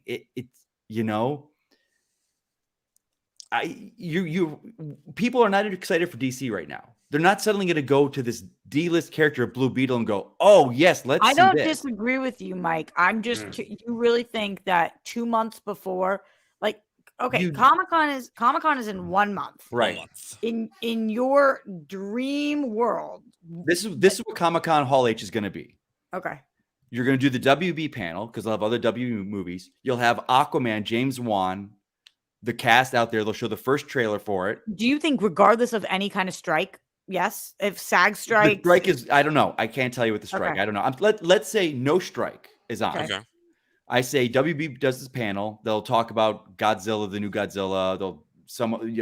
The Hunger Games or Harry Potter. They're mentioning something. Not Hunger Games. Harry Potter maybe mentioned something that something's coming down the pike. Okay. And then Aquaman cast will be there with Juan. Gunn will not be on that panel. No. Then they'll do DCEU panel. Amber Heard? Yeah, probably. But then they'll close it out with the DCEU panel and announcing the new thing. And Blue Beetle might be in that. And he closes announcing who Superman and Lois Lane are. What? That's what they Like do. the I think they casting. separate And do you think it's Aquaman. Rachel Brosnahan and the guy whose I think last it's name is Corner like Sweat. Corn? I think it's Corner Sweat and Miss Maisel. Whoa. I'm putting my Corner money Sweat on and the two of them. Maisel is your call? Rachel That's my call. Brosnahan. Yeah, that's my call. Yep. The two of them. She'd be great. I mean, Maisel seems like the obvious answer. It's just I it'd be don't want interesting if Nicholas he's Hoult. going in such an obvious. Nicholas Hoult way, would because be it's Lex Luthor. But it's Corner I Sweat agree. and Yeah. Maisel. Yeah, that's I'm Vegas odds on the two of them. for Okay, me. Adam, talk to me about Comic-Con. Roxy, you first, Okay, kiddo. There you go. You're back. It's I good. did. You're good now. You're You're good now. I think here's what's going to happen. WB shows up and they'll be like, "Listen, there's a strike on. There's this. We want to be sensitive to people until this resolved, but we're going to bring out one director and one actor." And I think James Mangold comes out and he's like, "I'm playing Swamp Thing in my own movie, bitches. What?" and that's it. And then he shows us a quick teaser of James Mangold playing Dr. Alec Holland. And Adam, I was going to Johnny next for the jokes. You got to tell me the Oh. real shit. Oh no! I honestly, that is really interesting because I didn't realize like you still have Aquaman 2 to present at Adam, Comic-Con. we have guys. Yeah. We have not even seen a trailer for Aquaman. I know. Nothing. That is so weird. Does it even exist? Nothing. And the rumors That is are that it's a- terrible. The rumors are that it's terrible. But hey, maybe that's going to be the opposite. We were good. We were supposed It's to get the greatest interesting. movie of all I time think with the it's going Flash. to be the opposite of Spider-Verse. Spider-Verse came out and not a lot of people saw it, and since then, everybody in the world has seen it a million times. And And I think Aquaman, there's someone that loved Aquaman. I love. I know Aquaman. it made $1 billion. I did not like it at the time. I haven't rewatched it. It doesn't feel like people are going to be like, yeah, another Aquaman. No, this movie's in trouble. What is it? That 5 movie's years in later? trouble. 6 years later? Okay, Johnny, I'm coming But to yes, you. James Gunn will be there, Roxy. James Gunn will be there. His Superman and Lois will be there. And we'll see. And I think if I know James Gunn, he's a showman. So He is. we'll probably get Batman too. We'll probably figure out who the new Batman, the Brave and Well- Bold cast will be because we already know the Oh, director. I don't know about so that wouldn't be soon. surprised if we get some. It's funny you say that, Adam. My prediction for Comic-Con is that not only will Zack Snyder come back, but he will announce a brand new Batman movie starring George Clooney. This one will be called Batman Senior Living without a G at the end. Senior Living. And that's going to be the brand new Batman. I would But- fuck with that heavy. Mhm. Why not? Ryan, what are you thinking? I think DC's gonna. There's a lot of pressure for this Comic-Con to really send something home, but depending on the strike, maybe we get another kind of like. I thought they were done with Fandom, but maybe this is an excuse to do it again. Like, oh, we couldn't do stuff during the strike because we didn't want to offend whatever. But I really think they need to make a splash with that. I think this Aquaman movie. I'm way more worried about that one than Blue Beetle. I think Blue Beetle is just like so out there enough that you could get away with releasing that, and like people might not even put together that it's connected to the same universe as all these other movies. And I think you get away with that one. Like maybe people even walk into Blue Beetle similarly to like a Joker or just like one of these spin-off films. And it only cost, I think, $90 million. So yeah, like not a why lot of not? financial risk with it. But like Tamara Morrison's in The Flash, and you're like, oh, okay. And I just don't know at all what this movie's going to be about. And that's, again, I like the first Aquaman, and I'm a big fan of Jason Momoa, but this movie just could not seem more irrelevant right now. And it's I don't know. really a shame. It's a shame. The trailer makes me laugh. I like the trailer. For what?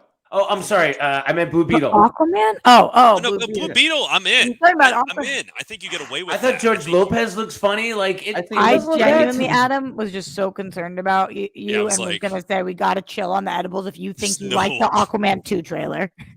I just It think has that not movie dropped. I'm worried. I think that could be a really big. The good thing, I see some people in the chat saying that they should skip Comic-Con.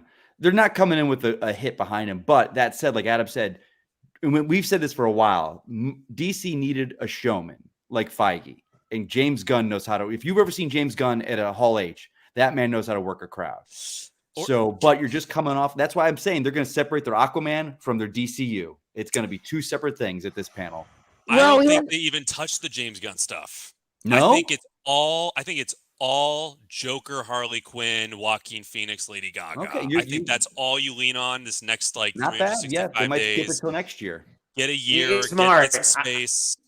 You're not. I think not a bad thing.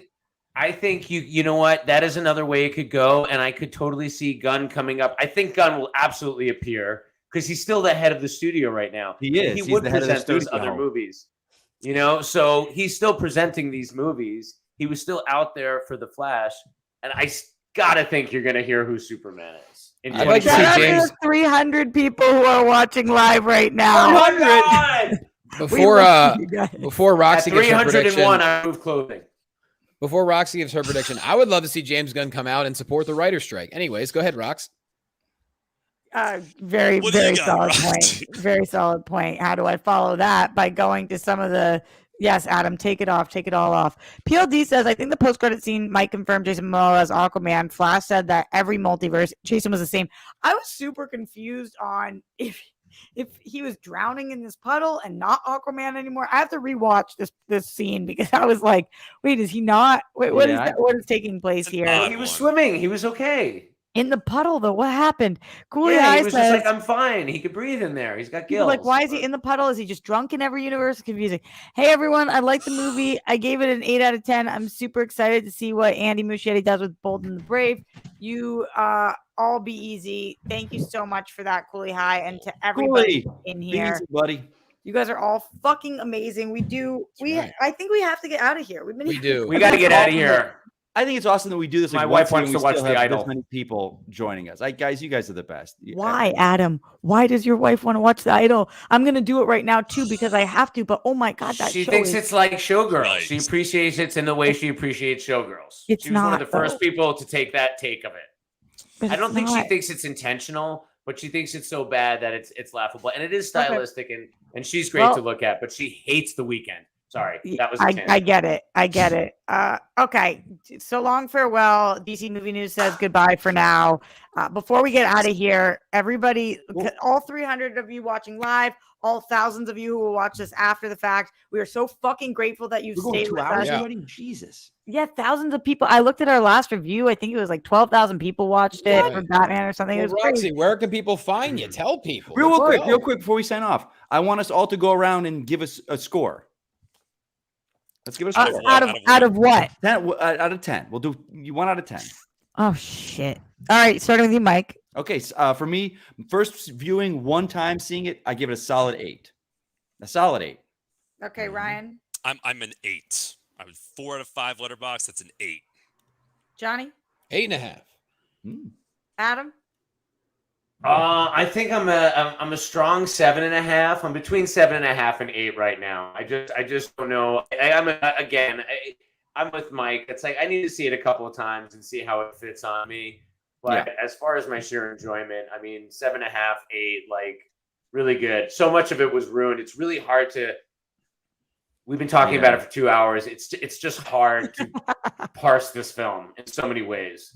So Go ahead, Rox. What about you, Rox? I'm also an 8. I like that Mike said I can't possibly score things on the first time around. What's your guys' score, everybody? And That's it's like, an initial score, and like Adam said, we'll revisit it. in a Yep. month. we're allowed to change our minds because Right. we are humans. Speaking of all the humans, Right. Johnny, what are you Yo. doing? Where can they find you? Where can they follow you? Tell them the things. All right, at Jay Quasso on all the socials, and also this is pertinent to everyone watching. I'm the voice of Shazam for a couple of motion Hell comics. yeah. Yeah, it's really cool. If you go to the DC Kids YouTube, the episodes are called Monster Society of Gotham Part 1, Monster Society of Gotham Wow. Part 2. I get to voice Shazam in those, and Johnny, There's a- what did you guys know that? Put I- it in I- the group I chat. texted you No. guys, but maybe no I one saw it. remember I don't it. know. Shazam's on the panel? Yeah, dog. Very It was- You didn't Delete, turn into a dude. kid when you. It's pretty Where cool. the fuck was I that day? I'll send you the links. They're fun. They're fun episodes. Being for a the movie kids. star and filming movies, Roxy. You know, I get to fight Solomon Grundy and What? Born on Monday. Cool. Mr. Mind and shit. It's pretty cool. It's really neat. So there's part 1 and 2, and I'm also going to be Hawkeye in coming up. It's Oh a shit, dude. it's a Yeah, card game called Snap. Superhero on here. Yeah, it's we know weird. Snap. I'm a freelance with voiceover, so it's like on Snap. I'll be Hawkeye coming up in the next few months. And please subscribe to my YouTube because I'll be dropping my new comedy special. I just shot it this past Sunday. Very, very proud of it. My life has done a 180 over the last couple of years, and so it's going to be covering all of that. So just follow me, and I'll send you the link when it's open. Thanks, guys. I Hell can't yeah. believe I didn't know any of that, Johnny. Sick. That's why Very we have to do related. these more often so that I know what the fuck that you guys are up to. Adam, where are you? Where do they find you? Where do they taste you? There was a weird way to Oof, phrase it. Yummy. Jesus. Mhm. Jesus. I'm at home with my little babies, Poppy and Mo. Yeah. I'm at Doghouse. I'm cooking. I'm around. At Adam Gertler, come say hello. Always happy to hear from anybody and talk about movies and stuff. Mikey? Yeah, kiddo. At Mike Kalinowski. That's where I am. I find, you know what I find, guys? I've tried to kind of mellow out a little bit on Twitter. Doesn't always Have work. you? But I found I found the love of people that met me because of DC. Whenever I tweet DC or talk about DC, I get comments galore, follows, this and that. If I do anything else besides DC, I lose followers. So please engage with me at DC. I love talking about it, but 9 times out of 10, I get wrapped down a rabbit hole of politics or something else, and I just go off the deep end. So when I see DC stuff talk and wanting my opinions, which I love that you guys, after all these years, are asking my opinions on DC and stuff. So please reach out at Mike Kalinowski. Ryan, it's super fucked up that I don't have you in this lower third. Don't worry about it. I Fine. blamed Jake a long time ago, but also blame the fact that you have two, and I've told you this for years, you have 2 different handles, my dude. And gotta it change makes it. difficult. Why? There's a priest in Maine. He's got it. I've messaged him like tons of times. I don't. Wow. It's driving me nuts. He took the Twitter handle. I think it expires. It might expire. Maybe I can change it. Anyway, at Ryan Nilsson on Twitter, at Ryan Nilsson _ on Instagram. This was such an honor, you guys. I missed y'all. The Flash rocked. And I don't know. Check out Reacher and She-Hulk. You're damn right to check out Reacher. Like, Phenomenal can you tell show. them? Can you say Check why out to check Reacher and those out? She-Hulk. I worked on those. I'm in post-production. Was coordinating on them.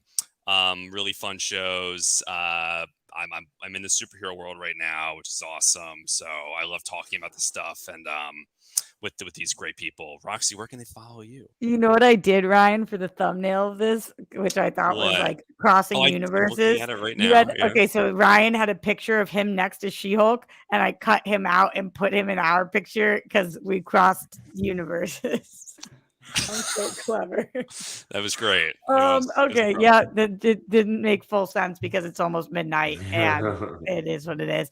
I'm at Roxy Stryer. Thank you to my boys for shouting out all the projects that I'm working on. But if you want to keep up with them, just follow me and I'll tell you guys where you can watch them. And hopefully we'll be back for Aquaman, if not Blue Beetle, sometime this year. Well, let's do. How about this? Well, how about we do a post Comic-Con? Yes. Would love to. I'll be there. I don't know who else is going to be there. I'm going to try and get into Hall H like all year, and hopefully we can do a post Comic-Con. I would Sounds love that. good. Sounds Let's shoot for good. that. Love It'll be it. like a little bit over a month from now, guys. Let's do that. Thank like you, it. everybody. We love you guys. Thank you for Thanks, being here. We'll guys. see you Guys, next thank you so time. much for DC being here, Movie guys. Thank you for coming All right, back, guys.